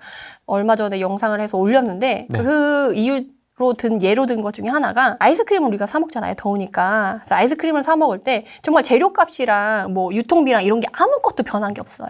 근데 그런 게 변하지 않았는데 아이스크림에도 세금이 붙는 거 아시죠? 그 아이스크림에 관련된 세금만 올랐어요. 그러면 아이스크림을 파는 사람 입장에서는 그 가격을 어떻게 하겠어요? 올리죠. 즉 세금이 오른 것만큼 올려야지. 안 올리면 본인이 손해를 보고 그럼 아이스크림 장사를 할 필요가 없잖아요. 그러니까 어쩔 수 없이 세금이 오르면 그만큼 또 아이스크림 가격을 올려야 돼요. 그 소주 맥주 값도 왜 세금은 뭐 몇십 원, 몇백 원 오르는데 1,000원, 1,500원씩 올리잖아요. 네, 그런 식으로 본인이 그거를 다 하면 손해를 보기 때문에 그 제작자는 소비자한테 그거를 전가할 수밖에 없어요. 근데 이게 부동산이라고 달라지지는 않는다라는 거죠. 요새는 막 그걸 왜 세입자한테 전가하냐, 나쁜 놈들 이렇게 하지만 그걸 제작하는 그 물건을 제공하는 사람이랑 소비자랑의 그런 관계에서 생각을 해야지 이해가 되는 거지. 자유로운 그 시장 경제의 아주 자연스러운 모습이죠, 사실. 네, 근데 그걸로 이해되는데 이거를 이런 적폐, 나쁜 놈들 집주인 너네는 여유 있는데 왜 그렇게 라고 하면 그 괴리감을 극복해야만 그걸 이해할 수 있는 것 같아요. 최근에 읽었던 책 중에 최근은 아니죠. 좀 됐죠. 규제의 역설이라는 책이 있어요. 최성락 교수님. 저는 진짜 기가 막히지. 저는 그 로베스피에르의 우유파동 그걸 보면서 그러니까 선한 마음을 가지고 정책을 펼치긴 한데 그거를 정말 현실에 맞게 해야지 그냥 무조건 규제만 한다고 좋아지지 않는다는 거를 정말 제 여실히 드러나는 사례가 아닌가라는 생각이 들었어요. 남편 친구분한테도 그런 책 좀 권해주세요. 읽지도 않겠지 사실. 규제의 역설 정말 좋은 책입니다. 네네. 최성학 교수님이 쓴 책 정말 괜찮고 인터뷰도 했었죠. 제가 그 책 보고. 아 진짜요? 책이 너무 마음에 들어가지고. 책 너무 좋더라고요, 네, 진짜. 그래서 그거 한번 재밌거든요. 사례가 계속 나와요. 네, 처음부터 끝까지 다 사례잖아요. 다 사례예요. 케이스 바이 케이스별로 이렇게 쭉 나오기 때문에 그게 뭐 어떤 가정이 아니고 네, 실제 일어났던 일이에요. 제가 후레이 TV 최성락 치면은 인터뷰가 한 3-4개 정도 있고요. 책도 한번 꼭 같이 읽어보시면은 재밌습니다. 네. 아, 네. 확 느낌 확 오죠. 그쵸. 암흑의 시기 이때 양도세 100%, 불로소득 전액 환수. 이렇게 되면 집값은 어떻게 될까요? 고압이나 약간 조정? 약간 조정? 근데 이전에 2-3년 전 가격으로 회기? 절대 기대할 수 없죠. 약간 그런 걸 기대하고 계신 것 같아요. 그러니까 그분이 볼드모트네. 그분이 되시면 집값이 반토막이 될 거라고 믿고 있는 분들이 계세요. 실제로. 그래서 열렬히 그렇게 막 하고 싶은 대로 해 이러잖아요, 지금. 근데 제가 그럼 얘기를 해볼게요. 본인 일반인, 집이 없는 사람이에요. 집값이 반값이 됐어. 그럼 앞으로 집값이 더 하락할 거야. 사겠어요? 안 사겠죠. 더 기다리겠죠. 집값이 더 떨어질 수 있는데? 안 사죠. 기다리는 거죠. 계속 기다리는 거죠. 집을 안 사시는 분들은 이래서 안 사고 저래서 안 사요. 집값이 올랐잖아요? 너무 올랐어. 올라서 안 사. 올라서 안 사. 근데 집값이 떨어지잖아요? 더 떨어질 것 같아. 그래서 안 사. 그리고 이제 제가 또 아까 말씀드렸듯이 암흑기가 와도 불러서도 절대 안 돼. 양도세 90% 100%다 가져가. 사람들이 팔겠어요? 안 팔겠어요? 안 팔죠. 다 증여가 또 더 증가하게 증여로 다 돌리겠죠. 증여로 다 돌리고 세수가 하락하는 걸 원치 않기 때문에 가격이 또 떨어지는 걸 원치 않아요. 그리고 또 사람들이 팔지 않기 때문에 매물이 안 나와. 정말 급한 사람만 한두 건 거래돼서 가격이 약간 조정되는 것처럼 보이긴 하겠죠. 근데 막 활발히 되면서 가격이 쭉쭉쭉 떨어지는 게 아니니까 그러니까 정상적으로 가격이 하락하려고 한다면 매물이 쏟아지게 많이 나와가지고 그 물건들이 하나 두 개 거래되면서 가격이 천천히 이렇게 떨어지는 게 정상적인 가격과 하락과 이제 상승을 반복하는 식으로 가는 건데 정말 1년에 한 건 거래됐는데 2-3천 떨어진 가격에서 거래가 됐단 말이에요. 그러면 이제 실거래가 반영이나 그래프에서는 떨어진 걸로 보이겠죠. 근데 그게 정상적으로 가격이 하락한 걸로 볼 거냐는 거죠. 그런 식으로 암흑기가 오면 어차피 지금 공급이 2025년까지는 안정적으로 되기 어렵다라는 전제가 깔려있는 상황에서 양도세를 묶었다. 그럼 거래가 잘 안 되겠죠. 그럼 가격은 떨어지지 않고 유지될 확률이 높아요. 그래서 볼드모트가 이제 또 거기에서 이제 하나 더 추가를 하는 게 보유세를 30%씩 때리자. 한번 죽어봐라. 그쵸. 안 내놓을 수 없게. 국토 보유세. 네, 뭐 그런 개념으로 해서 이제 약간 정말 징벌적 과세를 하면 내놔야지 뭐. 30% 40%. 근데 제가 아까 얘기했잖아요. 근데 보유세를 그렇게 높였어. 그럼 세금이 높아지는 거잖아요. 그렇죠. 그럼 소비자가 다시 그걸 가져갈 수밖에 없다니까요. 그러면 그거를 결국 가져가는 사람들은 살고 있는 사람들의 이제 주거 비용인 거예요. 실제로 거주하는 사람들의 주거 비용. 그래서 만약에 무주택자다. 근데 난 전세 살고 있어. 근데 이제 임대인이 그런 식으로 세금을 30% 맞았어요. 보유세를. 그러면 어떻게 해요? 전세를 올려야죠. 전세를 올리면 이 세입자가 근데 물건이 없어. 지금 공급을 원활하게 할 수 있을 만큼 빵처럼 찍어낼 수 있는 게 아니니까 없잖아요. 그럼 올려도 어쩔 수 없이 울며 겨자 먹기로 들어와요. 그럼 그 돈으로 이제 보유세를 우선 내면서 버틴단 말이에요. 그러면 그 세입자분은 어때요? 전세금이 올랐기 때문에 전세자금 대출을 받든 전세금을 거기 다 본인의 자산을 다 때려붓든 본인 돈을 넣어가지고 주거비용이 증가하는 거잖아요. 그럼 그 주거비용이 증가하는 거는 결국 세금이 높인 거를 본인이 그거를 책임을 지는 거예요. 근데 1주택자다. 그럼 나는 전세금은 안 올려줘도 돼. 근데 보유세가 올랐어. 나는 아무것도 안 했는데 그냥 세금이 오른 거예요. 그러면 본인 월급에서 그 돈을 내야 되는 거죠. 세금을. 하면서 막 띠끼는 거지 계속. 그렇죠. 그러면 본인 생활비가 만약에 한 달에 생활비가 월급이 300만 원이어가지고 그 생활비 중에 일부를 이제 주거비용으로 쓰고 있었던 거죠. 재산세라던가 뭐 종부세라던가 이런 걸로만 내고 나머지는 쓰고 있었는데 그게 올랐어요. 그럼 월급에서 세금으로 내야 되는 비중이 더 증가한 거죠. 근데 본인은 그 세금을 해지할 만한 다른 수입 라인을 안 갖고 있잖아요. 1주택자니까. 그러면 본인의 생활비 퀄리티가 떨어지는 거예요. 세금이 증가함으로써 인해. 근데 다주택자는 어떻게 되냐? 본인이 실거주하는 집이 그런 식으로 보유세가 증가해서 세금이 증가해서 월급에서 일부 떼줘요. 근데 나는 다른 집을 갖고 있어. 근데 다른 집들도 다 세금이 올랐어. 근데 문제는 뭐냐면 그 다른 집들이 세금이 오른 거를 주거비용을 내는 그분들이랑 나눠서 책임을 진다는 거죠. 그래서 그분들이한테 되돌려받는 금액으로 세금을 해지시킬 수 있다는 거예요. 그러면 그렇게 해서 버텨가지고 나중에 그런 징벌적 세금이 경제에 안 좋다라는 거가 인정이 돼서 이제 정치하시는 분들한테 인정이 돼서 이제 규제가 완화되기 시작한다. 그럼 그 가격이 어떻게 되겠어요? 다시 반값이 되고 그럴까요? 아니죠. 한 개 한 개씩 이제 거래가 되면서 가격이 더 폭발적으로 증가를 하겠죠. 안 가진 사람이 많겠죠. 그리고 지금 막 세금 이렇게 징벌적으로 무섭게 한다고 하면 누가 집 사겠어요? 무서워서. 안 갖고 있겠다 하는 대다수의 분들은 오히려 그렇게 생각을 하세요. 세금이 증가하네? 세금 내는 거 아까워. 그러니까 나는 그냥 전세 살거나 집 하나만 갖고 있을래. 라고 생각을 하지만 나중에 멀리 보게 되면 이제 실물 자산의 측면, 화폐 가치의 하락, 그리고 이후에 이제 정책의 변화 이런 것까지 다 했을 때는 오히려 이제 그게 손해가 될 수 있다는 거죠. 만약 실제로 한다고 쳐요. 가정입니다. 언제까지나 너무 싫다. 가정인데 메디테라님도 다주택자이시니까 이 보유세가 계속 늘어나는 거에 대한 부담은 없으신지 계속 부담이 있죠. 매수를 하고 계신데 지금이 7월이 재산세 납부 달이잖아요. 한번 휘청했어요. 월급이 그냥 날아가 몇백이 그냥 이렇게? 네, 몇백이 그냥 날아갔어요, 진짜. 우울하더라고요. 뭐 버는 거 없이 그냥 막 내야 되니까. 근데 제 하반기에 말씀드렸듯이 저는 그러니까 이제 투자를 한 지 지금 한 7년 정도 됐잖아요. 6, 7년 정도 됐다 보니까 이제 해마다 팔 물건이랑 만기가 되는 물건이 계속 돌아와요. 4년까지는 그 금액이 별로 크지 않은데 그 이후 되면 좀 가격이 커져요. 올해 그렇게 해서 만기가 되거나 이제 팔거나 할 물건들이 올해 한 10개 정도 있었거든요. 근데 그게 하반기에 다 몰려 있어요. 하반기에 이번에 다 재계약서를 쓰거나 갱신 청구권을 쓰신 분들은 재계약서를 써서 이제 5% 이상을 받거나 아니면 이사 나가시겠다는 분들한테는 이제 새로 전세를 맞추거나 뭐 이런 식으로 해가지고 자금이 회수가 되는 거예요. 전세가가 올랐으니까. 왕창 들어오겠네요, 전세 새로 맞추면. 그쵸. 그러니까 그런 돈을 되게 좋아하시네. 너무 티가 났나요?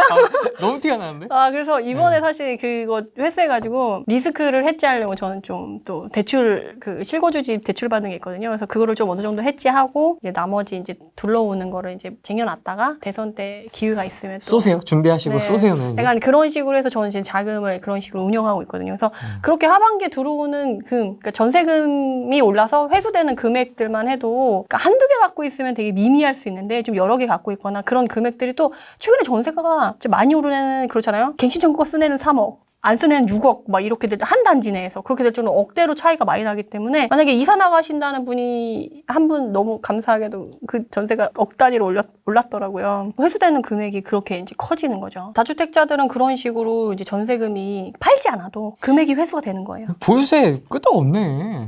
그러니까 이게 그래서 버티기를 하는 거고 버티기가 가능하다고 하는 거고 다주택자들이 그래서 버티기를 어떻게 하냐 자금 운영을 어떻게 하냐에 따라서 이제 실물 자산을 어떻게 본인 걸 지키면서 이제 암흑의 시기를 버틸 거냐라고 하면 저는 그렇게 버티면 되지 않을까. 근데 또 막 이렇게 나오면 또 막 반영해가지고 또 막 한단 말이에요 정책에서. 그래서 요새는 좀 공개된 장소에서 얘기하기가 좀 참 국토부가 보고 있는 채널이잖아요. 저희가 또 직방으로 보고 있죠.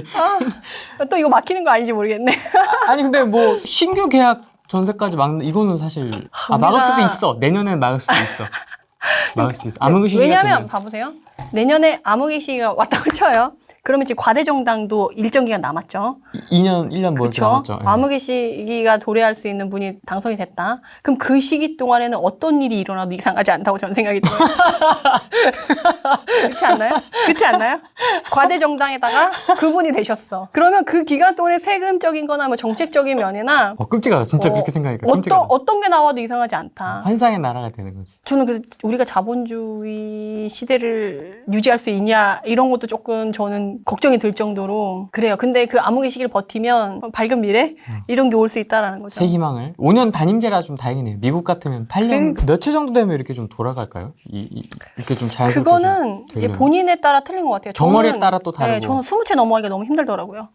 그래서 20채 이상은 안 돌리려고 하는 편이에요. 왜냐면 관리해야 되잖아요. 또 관리인을 새로 두기에는 조금 애매하고 본인이 관리할 때 너무 허덕이지 않은 정도. 그리고 또 좋은 건 뭐냐면 내공이 커지잖아요. 옛날에는 막 10채만 있어도 막 헉 하다가 조금 지나면 20채 정도 돼도 그냥 굴러갈 정도로. 그러니까 약간 처음에 그 운전이랑 비슷한 것 같아요. 처음에 운전할 때는 막 이렇게 해가지고 장갑도 끼고 막 이렇게 해서 막 이렇게 하는데 막 이렇게 하잖아요. 근데 지금은 뭐 얘기하면서 뭐 이렇게 해서 운전이 가능하게 익숙해지면 그런 것처럼 부동산 투자도 그런 것 같아요. 본인이 익숙해졌는데 본인 시간을 할애해서 자동으로 굴러갈 정도의 채수가 어느 정도 되는지 이제 본인이 느껴봐야 돼요. 늘려봐야 되는 거지. 근데 지금은 세금이 많아서 개수를 막 늘릴 만큼 그런 개수 투자를 씨앗 투자라고도 하죠. 그래서 그런 걸 하는 시장은 아니에요. 근데 본인의 큰 돈은 큰 돈대로 두고 잔돈 있잖아요. 짜잘한 거를 아무것도 안 하기 너무 아깝잖아요. 그 잔돈의 기준은 얼마입니까? 아마 500, 1000? 네, 500 정도만 있어도 제가 아까 말씀드린 대로 뭐 지방에 한 1억, 꼭 공시지가 1억이 아니더라도 뭐 1억 500 정도 되는 공시지가라고 쳐요. 그럼 걔 12% 낸다고 해도 1200이잖아요. 근데 내가 한 500, 1000만 있으면 융통할 수 있는 정도가 되는 거죠. 근데 그 정도 되면은 요새 또 좀 패턴이 좀 갑자기 또 생각이 든 건데 같은 단지예요. 근데 1층은 공시지가 1억 이하예요. 근데 8층은 로얄층인데 공시지가 1억 이하가 아닌 거죠. 근데 요새 특징이 1층이 더 비싸게 나와요. 공시지가 1억 이하로 취등록세를 조금 내도 되니까. 근데 실제적으로 가치 있는 건 뭐예요? 8층이죠. 여기에 또 틈새의 기회가 또 있어요. 왜냐하면 취등록세는 1000만 원이잖아요. 근데 향후 얘가 얘랑 1000만 원 이상의 차이가 날 거냐 안 날 거냐를 잘 생각해야 된다는 거지. 1층이랑 8층은 가격이 같아. 심지어 1층이 가격이 비싸. 근데 취등록세는 얘가 1000만 원 덜 내. 그래서 그게 가격이 같다고 한다면 저 같으면은 과연 1층을 사는 게 맞을까? 그렇지. 지금 그리고 이런 식으로 암흑의식이 오잖아요. 그러면 저층에 이런 식으로 문제가 됐었던 애들은 가장 먼저 영향을 받아요. 그러면 옛날에는 1, 2천만 원 차이 났었어 라고 했는데 지금은 워낙 매물이 없고 공시지가 1억이니까 얘를 더 사람들이 찾아서 가격이 같아졌어 라고 한다고 하면 상황이 안 좋아지면 얘가 다시 이 자리를 가든 상황이 좋아서 얘가 8층짜리가 위로 가든 가치가 다시 벌어져요. 이 패턴은 시장에 따라서 매물이 있냐 없냐에 따라 정책에 따라서 왔다 갔다 하지만 시장과 하락과 상승을 반복하면서 시장의 본연의 모습으로 간다고 하면 이건 지금 비정상적으로 틀어진 거잖아요. 1층의 저층이 가치가 덜한 게 가격이 더 높다라는 거는 비정상적인 거잖아요.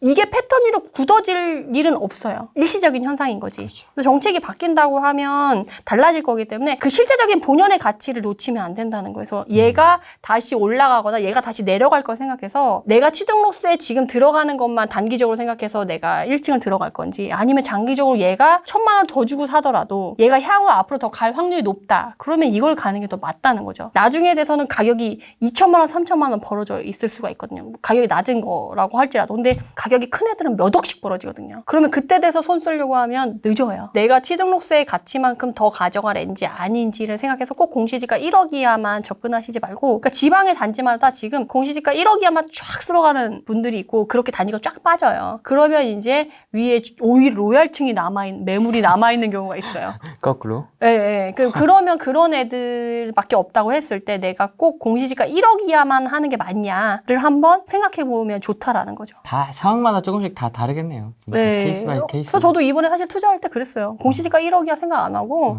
그냥 내가 1000만 원 취등록세 내고 하겠다 해서 그냥 그렇게 무피를 맞춘 거예요. 전세가 대신에 1층은 전세가도 낮아요. 그렇지. 대신에 로얄층은 전세가도 높여받을 수 있거든요. 그래서 전세가랑 매매가랑 같이 맞췄어요. 그래서 차라리 투자금은 무피로 하고 취등록세 그냥 필요 비용을 떨겠다. 양도세 어차피 공제 받으니까. 사실 지금 법인 투자가 가장 힘든 이유 중에 하나는 뭐 이렇게 법인한테 매물을 안 줘. 뭐 이런 것도 있지만 사실 저한테 가장 큰 장애물은 그거였어요.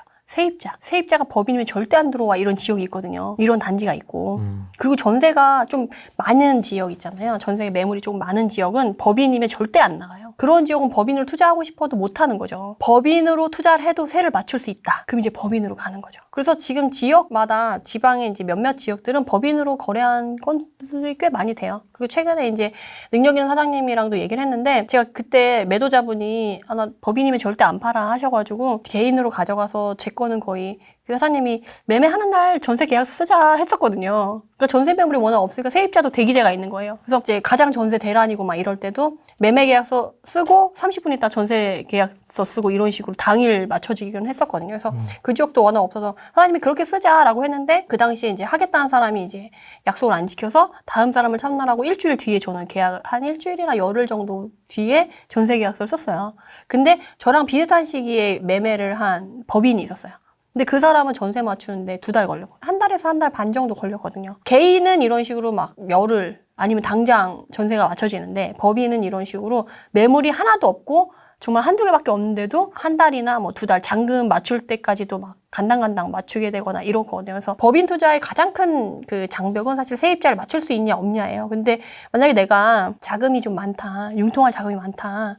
그리고 매가가 워낙 작다. 그리고 난 단타 칠 생각이다. 라고 하면 안 맞추는 거죠. 세입자 그냥 공실로 두는 거죠. 그러면 단타 치고 그냥 어차피 법인 양도세는 35% 그냥 시원하게 주고 나오면 되니까. 그래도 개인 1년 이내에 팔면 70%인데 30%면 30%대면 훨씬 사잖아요. 그러니까 그런 식으로 자본 있는 법인 같은 경우는 그냥 세 안 맞추고 그냥 가는 거예요. 그래서 법인 투자는 그러니까 내가 자본이 많냐, 세입자를 맞춰야 될 필요가 있냐, 세입자 맞추려고 하는 지역이 되는 거가 되냐 네. 그런 거를 봐서 지금은 솔직히 양도세가 법인이 더 유리한 시장이에요. 단타로 했을 때는. 맞습니다. 특히나 이제 종부세만 크게 부담이 안 된다고 한다면 단타로 가져갈 거면 법인이 더 나을 수 있죠. 그래서 지금 법인 투자 물어보시는 분들이 되게 많으셔서 이제 와서 말씀을 드리는데 네. 법인 투자는 그렇게 한다고 하면 유용하죠. 지난번에도 제가 얘기했잖아요. 법인 그때 종부세 많이 나온다 그래가지고 2개 파는데 너무 우울하다고. 배 아프다고. 너무 아깝다고. 예.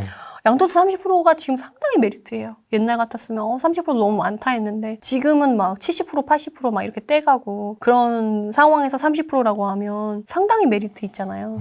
그래서 오히려 옛날에는 세금적인 부분이 징벌적이고 그게 크게 느껴졌다고 한다면 그건 이미 이제 사람들이 익숙해진 거예요. 그래서 그러면 그 다음에 내가 움직일 수 있는 게 뭐냐라고 한다면 오히려 법인 양도세가 이제 크게 보일 수 있는 시기가 온 거죠. 그래서 오히려 지금은 지방의 법인 물건들이 옛날에는 법인들이 다 팔고 법인의 거래 내역을 보면 법인이 개인한테 파는 그게 압도적으로 많았거든요. 근데 최근에는 개인에서 법인으로 매수자가 법인이고 매도자가 개인인 이런 거래 건수가 조금씩 이제 늘고 이런 거래 건수가 좀 나오는 지역들이 좀 있더라고요. 데이터로 보면 다시 법인이 조금 이전보다는 조금은 다시 활발해지고 있지 않은가. 이 1년 지났잖아요. 네, 그렇죠. 이제 적응할 때 이제 됐죠. 완전 익숙해져가지고 다들 왜냐면 개인도 12% 내야 되고 법인도 12% 내야 돼. 어차피 취등록세는. 어떻게 1년 만에 이렇게 됐죠, 분위기가? 근데 개인은 막 양도세 막 억 단위 이상 수익이 나면 무조건 70% 80%예요. 이제 2년 지나고 3년 지나고 해도. 근데 법인은 30%대잖아요. 상당히 메리트 있지. 공시가격 1억이야 질문이 많네요. 공시가격 1억이야 관심 많으시죠, 여러분? 지금 좀 지났어요. 사실 공시가격 1억 이하가 주목받은 지 시간이 좀 많이 지났고 그렇죠. 지방 투자자분들 많이 움직이셨고 베테랑민도 많이 움직이셨고 어떻게 좀 보시는지 궁금하네요. 지금 막 공시지가 1억 이하만 찾아다니셔가지고 막 하시는 분들이 되게 많으셔가지고 근데 그게 벌써 1년 지나고 거의 일찍 시작하는 분들은 1년 반 정도 됐어요. 됐죠. 그래서 그러다 보니까 워낙 이제 공시지가 괜찮은 거에 공시지가 1억 이하는 이미 다 없다라고 보여진 거죠. 게다가 작년에는 공시지가 1억 이하였는데 올해는 아닌 애들이 지금 20만 채 정도가 늘어나기 때문에 더 협소하게 된 거죠. 근데 지금 그런 게 워낙 없다 보니까 지금 추세가 어떻게 되면 읍면리까지 찾아가세요. 읍면리까지 이제 공시지가 1억 이하를 찾아가시는데 네. 저는 항상 좀 리스크를 크게 보는 투자자거든요. 그래서 이제 분위기가 좋을 때는 상관없는데 분위기가 안 좋을 때는 그런 애들은 정말 답이 없거든요. 네. 답이 없어서 읍면리에 정말 안 좋은 정말 나홀로에다가 정말 아무도 찾지 않는 그런 바람 부는 언덕에 있는 애들 있잖아요. 네. 그런 애들까지 공시지가 1억 이하라고 그냥 무작정 들어가시는 분들이 많으신데 저는 그건 아니라고 보고 차라리 솔직히 수도권에 최근에 이제 공시지가 1억 이하면서 괜찮은 애들이 꽤 있었단 말이에요. 아직도 있는 애들도 있어요. 그런 애들의 매물을 기다렸거나 이제 그 물건을 찾아가시면 될 것 같고 최근에 또 한 번 바람 불더니 또 사장님이 요새 또 안 오는지 저한테 또 문자가 오더라고요. 알림 설정? 네, 아직 수도권에 공시지가 1억 이하 단지들이 좀 남아 있어요. 굳이 읍면리까지 가지 마시고 좀 가치 좋고 수도권 안에서 지금은 수도권 안에서 공시지가 1억 이하 단지가 있다라고 하면 그게 오히려 더 메리트 있을 수 있어요. 그런 부분에서 좀 입지가 괜찮고 이런 애들을 좀 찾아가시면 좋겠고 조금 입지 좋고 여유가 있다. 그럼 굳이 아까 말씀드린 대로 비정상적인 패턴으로 틀어진 단지에서 굳이 공시지가 1억 이하만 고집하지 마시고 차라리 가치 있는 애를 1,000만 원 정도 더 주고 그냥 취등록세 1,000만 원 더 준다 생각하고 그냥 향후 수익이 훨씬 더 크다고 한다면 공시지가 1억 이하를 고집하지 않으셔도 좋을 것 같아요. 그럼 그 아까 말씀하신 수도권 내 공시가격 1억 이하는 읍면리는 아니군요. 그쵸. 그러니까 차라리 그러면 오. 괜찮은데 지방의 읍면리를 찾아갔는데 그리고 막 그 최근에 뭐 서산 당진 막 이쪽 저쪽 있잖아요. 서쪽에 있는. 충청도. 네, 그쪽에 깊이 들어가시는 분들이 꽤 있으셨어요. 근데 그분들이 들어갈 땐 너도나도 막 들어가서 분위기 좋게 계셨는데 나중에 헉 하시는 분들이 벌써 또 보이거든요. 그래서 이게 분위기가 부동산은 매수 심리나 이런 심리 싸움이 되게 그러니까 심리적인 게 많이 작용을 하기 때문에 네. 정책 한번 빵 터지면 정말 거래 절벽 뭐 이런 식으로 많이 가잖아요. 근데 그런 애들은 버티는데 정말 어렵고 나중에는 그게 가격이 문제가 아니에요. 그런 상황이 되지 않게 최소한 너무 깊이 바람 부는 언덕 그런 데는 안 가셨으면. 그래서 솔직히 리스크 관리 차원에서 저는 그런 물건은 오히려 터는 분위기가 더 되지 않을까 싶기도 해요. 너무 이렇게 거기에 매몰돼서 그것만 막 주워 담으시고 막 그런 건 또 투자금이 얼마 안 들어요. 막 100, 200, 300 막 이렇게 드는 것도 있거든요. 그러면 이제 그거를 막 10개씩 담으시면 나중에 리스크는 곱하기 10개, 10이 되거든요. 그러니까 저는 투자를 하는 것도 좋지만 저는 잃지 않는 투자라는 게 제일 중요하다고 생각을 하거든요. 그래서 리스크 관리에 조금 더 주안점을 두고 투자를 하셔야지 되지 않을까 싶어요. 피 같은 내 돈 어떻게 좀 잘 지키면서 투자하는 방법이 뭔가요? 내 돈을 지키는 잃지 않는 투자법의 1순위는 분산 투자라고 할 수 있어요. 분산 투자. 근데 분산 투자 방법이 여러 개가 있어요. 첫 번째는 투자금을 분산하는 거죠. 투자금. 네, 몰빵을 하지 않는 거지. 내가 나를 어떻게 믿어? 초보자인데. 그렇잖아요. 내가 내 눈을 믿을 수가 없는데 한꺼번에 딱 하면 그게 잘 되면 100%, 안 되면 0%. 너무 리스크가 크잖아요. 그러니까 그거를 이제 쪼개서 좀 연습을 해보는 거죠, 나름. 근데 실제 돈이 들어가는데 사실 연습이 될 수는 없어요. 그렇지만 그 큰 돈을 한 번에 끝낸다고 하면 그건 좀 리스크가 있을 수 있거든요. 근데 그것도 자본도 크기 나름인데 본인이 막 5억, 10억이 있다. 근데 그거를 막 1,000만 원씩 쪼개가지고 막 그건 아니고 그거는 이제 실거주에 좀 튼실한 거 똘똘한 걸 해놓고 나머지 거를 이제 투자로 연습한다는 거지. 막 100억 되시는 분이 1억짜리 막 100개 할 수는 없잖아요. 그것도 좀 추잡스럽다. 그러니까 이게 자산에 따라 이게 쪼개는 것도, 그러니까 투자금을 분산하는 것도 사람마다 자산에 따라 틀린 거예요. 상황에 따라서. 본인이 투자를 할 경험이 없고 보는 눈이 없다 그러면 우선 투자금을 분산하셔야 되고, 두 번째는 지역을 분산하셔야 돼요. 지역 분산. 네, 아까도 말씀드렸지만 아까 그런 애들은 막 갭이 100, 200, 300 이렇다고 했잖아요. 그 재작년, 그러니까 4년 전에 청주가 그랬거든요. 구축이 100, 200, 300, 500. 그래서 막 5채, 10채씩 하신 분들이 되게 많았어요. 근데 그분이 2년 지나고 나서 역전세를 맞았거든요. 근데 역전세가 2천, 3천씩 났었어요. 10개 역전세 났다고 생각해보세요. 2, 3억. 네, 2, 3억이거든요. 그러면 그거를 본인이 그 리스크를 다 감당해야 되는데, 그래서 그분들은 그거 감당 안 해서 서울에 괜찮은 거 팔고 그거 막았단 말이에요. 서울에 그거 2, 3억 이상 더 올랐어요. 왜 그런 짓을 해? 그러니까 지역도 분산을 해야 되는 거야. 한 개만 하고 너무 하고 싶다. 그래서 저도 2개. 저는 한 지역에 그래서 2개. 그럼 서울에 2개만 하냐? 그건 아니고 서울은 9단위로. 그래서 가끔 제가 도시별로 하나씩 하세요라고 분산 투자 지역 이렇게 분산하세요 그러면 서울은 그러면 하나만 사네요. 사냐고 물어보시는 분이 계신 거예요. 아, 서울은 9단위로 서울은 열애지, 열애. 네, 서울은 9단위로 사셔야 되고, 정말 그거 자본이 안 되시는 분은 강남구에다가 여러 개를 살 수가 없잖아요. 그러면 이제 같은 구 안에서도 동별로 나누거나 단지별로 나누거나 하면 되는데, 초보자분들이 제일 리스크한 게 뭐냐면 물건을 찾기가 어려워요. 그 한 개 물건을 잘 찾으면 너무 뿌듯한 거야. 그리고 그게 세팅되는 걸 한번 맛을 봤기 때문에 그 맛을 잊을 수가 없어요. 그러면 사장님이 또 얘가 한번 샀었기 때문에 얘는 고객이라고 찐 고객이라고 생각을 하는 거죠. 그래서 그런 조건에 얘가 샀었던 조건의 매물을 계속 던져줘요. 그럼 이 사람은 내가 또 이런 물건을 어디서 찾겠어? 다른 집에서 찾기 너무 힘들고 시간이 걸리니까 사장님이 주는 거를 계속 받는 거죠. 아, 또 상황이 또 몰빵하게끔 이렇게 또 네, 만들어지는구나. 네, 초보자분들은 어쩔 수가 없어요. 왜냐면 이 조건에 이 좋은 세팅을 할 수 있는 게 찾기가 그렇게 힘들었는데 이걸 또 다른 지역 가서 찾으라고 하면 너무 힘든데, 사장님이 알아서 이제 그런 게 다 세팅이 됐기 때문에 이제 가만히 있어도 그냥 물건이 막 오는 거죠. 그러다 보니까 이제 그걸 거절하기가 쉽지 않은 거예요. 본인이 한두 개 먹고 나머지 이제 뿌리거나 다른 지역을 찾아가야 되는데 그게 쉽지 않아서 막 여러 개 먹다 보면 나중에 이게 지역 분산이 안 되는 거예요. 근데 만약에 정책이나 이런 직격탄을 맞으면 이 리스크가 자기가 보유 채수만큼 될 수 있기 때문에 항상 리스크도 생각을 하셔야 돼요. 그래서 저는 한 지역에 2개 이상 안 해요. 같은 단지에서 정말 조건이 좋다. 그래도 저는 2개. 타이밍에 대한 것도 좀 있을 것 같아요. 시점에 대한. 그쵸. 그리고 맞아요. 3번째가 투자 시기예요. 제가 만약에 저도 한 달에 많이 할 때는 5-6개 한 적도 있거든요. 한 달에. 근데 시기가 겹치면 무조건 지역은 다 달라요. 저는 절대 그 시기와 지역을 절대 같이 두지 않아요. 왜냐하면 전에 우리 파리대책 때가 최고였어요. 그때 그 조합원 지위 양도금지 나오고 반포주공 1단지 같은 경우는 팔면 현금 청산 단자가 되기 때문에 아무도 안 사가는 거예요. 막 몇 억을 낮추고 했는데도. 그러면 내가 만약 반포주공에 2채 갖고 있는데 내가 모든 자산이 다 거기에 몰려있다. 집이 있는데도, 자산이 있는데도 본인은 거지처럼 살아야 되고 막 정말 비굴하게 딴 데 가서 돈 빌려야 되는 거예요. 그러니까 그렇게 안 되게끔 정책이 뭐가 어떻게 나올지 솔직히 지금 암흑의 시기도 예상하고 있으니까 그런 부분들을 생각해서 리스크 관리가 더 더 중점적이 돼야 돼서 시기도 분산하고 그리고 양도세는 합산과세잖아요. 만약에 내가 1,000만 원으로 수익이 난 게 10개가 있어요.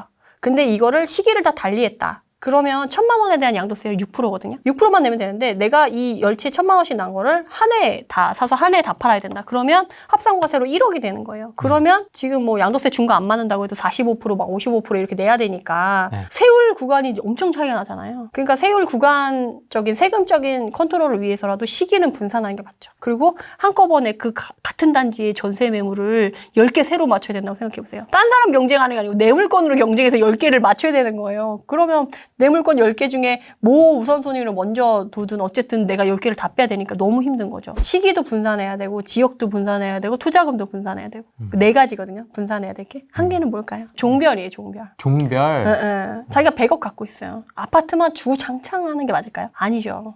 본인이 처음에는 소액자산이어서 아파트만 하다가 나중에는 자산이 커지면 토지도 해보고 상가도 해보고 빌딩도 하는 식으로 종별을 분산해야 돼요. 지금은 아파트 규제가 엄청 심하잖아요. 근데 상대적으로 규제가 덜한 물건을 조금 더 한다고 하면 세금적인 것도 여유가 있고 포트폴리오 상에서도 훨씬 안정적으로 될 수 있거든요. 그래서 지금 전체적인 전국적인 분위기가 자산 좀 있으신 분들은 이제 아파트 안 하고 올근생 하세요. 올근생. 올근생 하세요 그럼? 제가 요새 최근에 사실 올근생 하고 싶어가지고 좀 돌아다녔거든요. 꼬빌. 서울 분들이 수도권까지 다 내려와서 싹 쓸어 가셨더라고요. 수도권 것도? 네, 서울 사람들이 수도권 것도 많이 쓸어 가셨어요. 서울은 있지도 않더라고요. 괜찮은데 없다고. 이미 꼬마 빌딩들은 거의 가격이 2배가 됐어요. 10억 안 되던 애들은 거의 10억대, 20억대 됐고 10억대 됐던 애들은 20억, 30억대 다 됐거든요. 그래서 꼬마 빌딩도 2배가 되고 가격도 부담스러운데 올근생은 지금 나오지도 않아요. 주택 섞인 거. 주택 섞이면 또 주택 그 규제 받는 거랑 똑같이 또 규제는 받아야 되거든요. 그래서 주택 없는 것만 사람들이 찾아가지고 올근생 찾는데 없더라고요. 되게 슬퍼요. 사실 제 올해 하반기 목표가 올근생 하나 하는 거였는데 그래서 고민이 좀 많아요. 뭐 계속 찾고 또 기다리고 하면 또 그 아파트 잘 찾으시듯이. 네, 저도 이제 그럴 수 있지 않을까요? 네, 꼬마 빌딩 쪽은 또 저도 아파트만 많이 했지 많이 안 해서 공부를 하려고 공부를 하고 있고 되게 신기한 건 뭔지 아세요? 근데 빌딩은 특이한 게 건축 가격이 비슷하기 때문에 지방이나 서울이나 그러니까 땅값의 차이는 있긴 한데 가격 차이가 그렇게 크게 안 나요. 그러니까 차이라고 하면 이제 땅값과 네, 땅값 차이인데 입지값 정도. 네, 근데 대출을 어차피 반영돼서 받는다고 하면 투자금이 차이가 안 나요. 크게. 그러니까 만약에 지방에 꼬마 빌딩 하시겠어요? 서울 수도권에 꼬마 빌딩 하시겠어요? 서울 수도권 땅값이 있으니까. 그리고 꼬마 빌딩은 땅값의 상승으로 그 가격이 상승되는 거거든요. 꼬마 빌딩은 아파트처럼 물론 아파트도 이제 땅값이 올라가서 올라가는 거지만 입지빨이나 이런 것들이 있잖아요. 그리고 정책이 근데 상가나 이제 올근생 같은 경우는 사실 입지빨이나 이런 것보다 기존 수요에서 이제 장사가 막 갑자기 더 되거나 막 이런 게 아니잖아요. 그렇기 때문에 이제 땅값이 올라가는 것만큼 그게 올라가는 거라서 꼬마 빌딩은 땅이 더 중요한 것 같아요. 입지. 깔고 있는 땅의 가치가 더 중요한 것 같더라고요. 그래서 너무 밑에 지방으로 내려가서 제가 제일 그 후회하시는 분이 어떤 분이면 다가구를 사신 거예요. 그 또 방쪽애기의 첫 번째가 다가구고 그 다음이 이제 원룸이고 이제 그 다음이 요새 스터디 카페거든요. 방쪽애기로 해서 수익률 좋게 가성비 좋게 하는 게. 근데 노후에 이제 다가구 돌리면서 이제 월세 받으면서 하겠다고 하셨는데 문제는 땅값이 떨어진 거예요. 그리고 이제 건물 가격이 감가상각 때문에 떨어진 거지. 그래서 땅값이 떨어지기도 하는구나. 네, 그래서 본인이 10억 주고 샀는데 한 2, 3년 동안 월세를 한 1, 2억 받았어요. 근데 건물 가격이 8억, 7억 대인 거예요. 그러면 그냥 자기 건물 가격을 월세로 받았다고 생각하면 되거든요. 이렇게 되는 건물은 사면 안 되는 거죠. 올근생 갖고 계신 분 손 한번 들어주십시오. 우리 이제 지난번엔 부럽습니다. 주택수를 한번 했었잖아요. 올근생 꼬빌 다 갖고 있다. 거수 빨리. 우리 후랭이 구독자분들이 좀 자산이 있으신 분들이 좀 많으시죠? 많죠. 다 저보다 돈이 많으시죠. 2개. 올근생이 2개 있으신 분 있네요. 이성근님 하나. 어디세요? 지역은 어디세요? 다. 야, 재개발 지역 올근생 하나. 또 재개발 올근생 기대되네요. 부자들이 더 공부를 한다니까 이렇게. 최근에 봤던 글 중에 진짜 완전 맞다고 생각한 게 1억을 갖고 있는 사람이 더 열심히 살 것 같아요? 10억을 갖고 있는 사람이 더 열심히 살 것 같아요? 10억. 사실 우리 주변에 일반인들은 안 그렇잖아요. 네. 근데 진짜 사람들이 그걸 모르는 경향이 있는 거예요. 부자들이 더 열심히 산다는 거. 본인이 되게 열심히 산다고 생각하지만 솔직히 돈에 이제 맛을 들였다고 해야 되나? 그 한 분들은 그 방향이 보이고 길이 보이기 때문에 막 움직일 수밖에 없게 되거든요. 그리고 진짜 공부 잘하는 1등 하는 애가 꼴찌보다 공부 더 열심히 하는 것처럼 약간 진짜 그런 것 같아요. 짤인가 어디서 그걸 본 것 같아요. 그죠, 그죠. 저도 거기 통해서 본 것 같아요. 보면서. 서울대 간 학생인가? 뭐 수석 입학했던 분이 독서실에 갔는데 자기가 성적이 제일 좋은데 자기가 제일 오래 있었다고 거기에 맨날. 맞아. 자기보다 성적이 안 좋은 애들이 다 더 일찍 자기보다 가고. 더 일찍 가고 그랬다고. 맞아요. 그게 갑자기 생각나네요. 그러니까 공부 잘하는 애가 더 공부 열심히 하고 네. 돈 많은 사람이 더 열심히 이 부를 일구기 위해서 더 열심히 노력하더라고요. 해외 올근생도 있습니다. 그리스? 멋있다. 전에 제가 멋있다. 수강생분 중에 기억이 나는 게 그 외환 딜러분이셨어요. 그분은 법카도 받으시고 연봉 자체가 억대 연봉, 간부급이셔가지고 그분이 돈이 많으신 거예요. 그래서 세부에 본인 이런 식으로 근생이 있으신 거예요. 거기서 이제 숙박시설을 돌리고 계시는데 저한테 세부 갈 거면 얘기하라고 본인이 이거 빌려주겠다고 해외에 그렇게 투자하시는 분들도 계시더라고요. 그렇다고 진짜로 전화해갖고 이거 하는 것도 좀 그것도 좀 웃기죠, 그죠? 대단하시네 진짜. 돈 많으신 분들은 진짜 다양한 방식으로 돈을 투자하려고 노력을 되게 많이 하세요. 이성훈님이네, 해외에 있다고? 앞으로 형으로 불러요. 성훈이 형. 해외 불러주세요, 막 이렇게 브레이님이. 그렇습니다. 죄송하지만 올 근생이 뭐예요? 이렇게 물어주시는데. 그러니까 건물 자체에 주택이 없고 거주하는 그런 게 없고 다 상가인 거. 사무실, 상가. 근린생활시설이라고 해서 올근생. 투자금이 대략 어느 정도예요? 뭐 다 다르겠지만 지역마다는 대략 어느 정도? 근데 올근생도 규모에 따라 다르죠. 좀 다르긴 한데 이제 요새 최소 단위로 보려고 하면 절대가가 한 20억에서 30억 정도는 되더라고요. 규모가 그렇게 크지 않은 애를 사려고 해도. 그래서 최근에 20억짜리 샀는데 한 2억 정도 실투금 들이고 샀다는 분도 봤어요. 특히 올근생, 특히 꼬마 빌딩 같은 경우는 본인의 소득 수준, 본인의 신용, 그리고 본인의 법인, 사업체 이런 걸 어떻게 활용하냐에 따라서 그 금액의 한도가 막 왔다 갔다 완전 고무줄이에요. 저는 어떤 분도 봤냐면 지역 이름이 갑자기 떠오르지 않고 머릿속에 지도만 떠오르는데 그쪽에 20억, 30억짜리를 샀는데 빌딩 서울 강북 쪽에 그러니까 서울권이죠. 강북 쪽에 마포 안에 있는 근데 마포 어느 동이었는지 동 이름이 생각이 안 나는데 그 한강과 가까웠어요. 그렇게 멀지 않은. 근데 거기에 이제 20억짜리를 사는데 거기가 한국전기 어쩌고저쩌고의 그 산하시설이었던 거예요. 그러다 보니까 그게 대출이 엄청 잘 나온 거죠. 그래서 대출이 90%가 나왔다는 거예요. 산하시설이면 대출이 잘 나오는 거예요?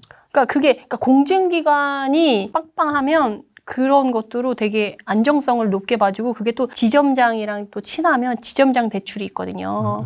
그럼 지점장이 본인이 이렇게 해줄 수 있는 한도가 있어요. 그 한도로 이제 그러니까 은행 지점장이랑 친하면 또 그게 있죠. 그런 식으로 해가지고 90% 받아가지고 거의 1, 2억도 안 드는 금액으로 샀다. 그리고 이제 간평을 하거든요. 은행에서 또 새로. 근데 그 간평을 좀 잘 나오게끔 또 이렇게 해가지고. 꼬마 빌딩이 생각보다 투자금이 그렇게 많이 안 들 수도 있다. 근데 이런 걸 찾고 이렇게 세팅을 하려면 공부를 많이 해야겠죠. 그리고 정말 입지를 엄청 잘 따져야 되기 때문에 실투금은 1, 2억이라도 절대가는 20억, 30억인 거잖아요. 그러니까 이게 한순간에 훅 갈 수 있기 때문에 조심하셔야지. 그래서 저도 조심하려고 열심히 알아보고 있습니다. 그래서 많이 다녀보면 뭔가 계속 나오는구나. 네, 정보가 계속 나와요. 그리고 부동산 사장님들도 이제 꼬마 빌딩을 거래하시는 분들 거기에만 주력하시거든요. 상가나 이제 꼬마 빌딩만. 그래서 거기에 또 특화되신 분들이니까. 네네네. 그래서 그분이 딱딱 그러면 그 구역에 가면 꼬마 빌딩 같은 경우는 이제 뭐 아파트는 아파트 이름을 얘기하면 다 알지만 꼬마 빌딩은 그렇게 할 수 없잖아요. 그러니까 몇 다시 몇 번지를 알려줘요. 어디 뭐 저쪽 건줄 저쪽 몇 번지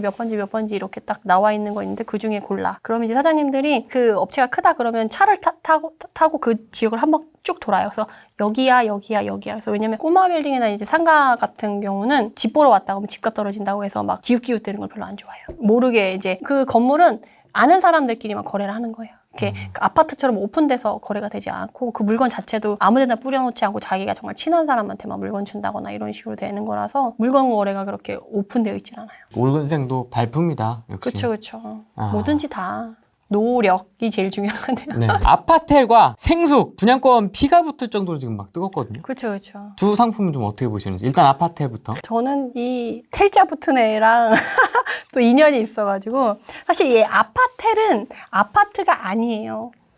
오피스텔인 거죠. 아파트형 오피스텔이지. 그렇죠. 그러니까 건축법 자체가 틀린 거예요. 그래서 이 아파텔이 상대적으로 규제가 덜하니까 그쪽으로 가시는데 제가 오피스텔을 투자를 안 해본 사람이 아니기 때문에 그러니까 똑같은 입지에 아파트가 있고 빌라가 있고 오피스텔형 이제 아파텔이 있다고 쳐요. 그럼 나중에 1, 2년 지나서 보면 그 상승의 그 속도랑 상승분이 너무 틀려요. 속도도 너무 틀리고. 그래서 지금은 이런 식으로 정책적인 규제가 있어서 풍선 효과로 이렇게 피가 붙고 할 수는 있지만 이게 정책이 바뀌거나 분위기가 바뀌거나 공급이 주변에 아파트가 많이 된다. 지금 공급도 안 되고 정책적 영향이 있어서 아파트과 이런 생숙형이 이제 각광을 받는 거죠. 근데 생숙은 특히나 잘못 사면 대부분 처음에 빌라 이제 분양받으신 분들도 뭐가 문제냐면 그게 최고가고 그 다음 이후 가격이 떨어질 수가 있거든요.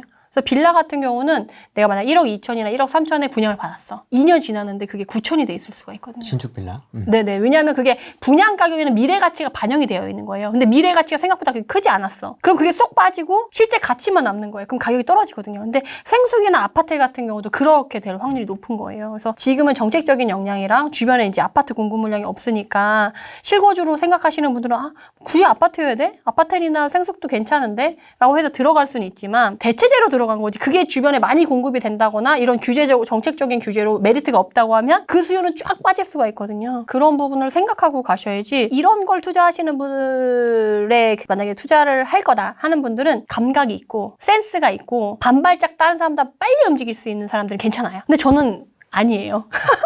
저는 느릿느릿하고 감도 별로 없고 정말 일일이 다 확인해야지만 이게 되는 사람이어가지고 다른 사람보다 이렇게 막 센스 있게 막 이렇게 하는 빨리빨리 그러니까 감이 있어가지고 찌빠 치고 빠지고 네, 그런 걸 되게 잘하는 사람들은 괜찮은데 그런 게 아니다. 근데 너도 나도 그냥 정말 그냥 부안해동에서 따라갔다가 괜찮을 줄 알고 마냥 기다렸더니 몇 년 지났더니 막 가격이 내가 1억 2천에 샀는데 9천이 돼 있는 걸 나중에 알게 됐다. 이렇게 될 것 같은 사람들은 사면 안 되죠. 그러면 이제 치고 빠지고 했던 사람들 돈 대주는 거죠. 인생이 무료하시면 생활형 숙박시설 한번 해보세요. 어떻게 되나. 아주 다이나믹 할 겁니다. 아주 뭐 한번 소송도 한번 해보시고 막 한번 수업료 톡톡히 내게 되죠. 수업료 제대로 한번 내고 싶다. 나 인생이 좀 무료하다. 뭔가 아니 뭐 그래 무료하면 취미생활하면 되지. 이것이 인생이다를 나는 알고 싶다 하면 생숙 한번 해보시고 아파트 하세요. 아파트 여러분. 지방 임장 예약 꿀팁 좀 방출 부탁드립니다. 그러니까 수도권에 있는 중개사무소하고 임장하고 그다음에 지방, 경기도에 계시니까 이제 지방 가실 때에 임장하는 팁 같은 게 좀 있을까요? 지방 임장 가기 전에 시간이 없잖아요. 그러니까 당일 갔다 오거나 아니면 정말 당일에 빡빡하게 갔다 와야 되니까 미리 브리핑 받고 물건을 그러니까 투자자는 사실 물건 잘 안 보긴 하거든요. 그래도 이제 내가 조건에 딱 맞고 그날 할 것 같다라고 하는 건 이제 물건을 봐야 되니까 예약을 해야 되잖아요. 그래서 미리 그 지역에 이제 브리핑 잘하고 능력 있는 사장님을 선별을 해야 되기 때문에 전화로 이제 선별을 하고 예약을 하고 가죠. 그래서 그 지역에 그 단지에 그걸로 바로 가는 거죠. 헤매지 않고. 가서 이제 브리핑 받고 사장님한테 그 전에 가기 전에 미리 물건 파악해서 내가 볼 수 있는 거랑 예약 다 해놓고 가는 거죠. 시간을 허비하지 않게끔. 처음에는 어떤 사람을 찾냐면 가장 최근에 매물을 거래한 사람한테 전화를 한번 해봐요. 네이버 부동산. 네, 그래서 이제 네이버 부동산 들어가는 거 맞네요. 아, 네. 처음부터. 네. 네, 처음부터. 그래서 그런 사람. 아니면 전세 가격을 가장 높이 올려놓은 공인중개사.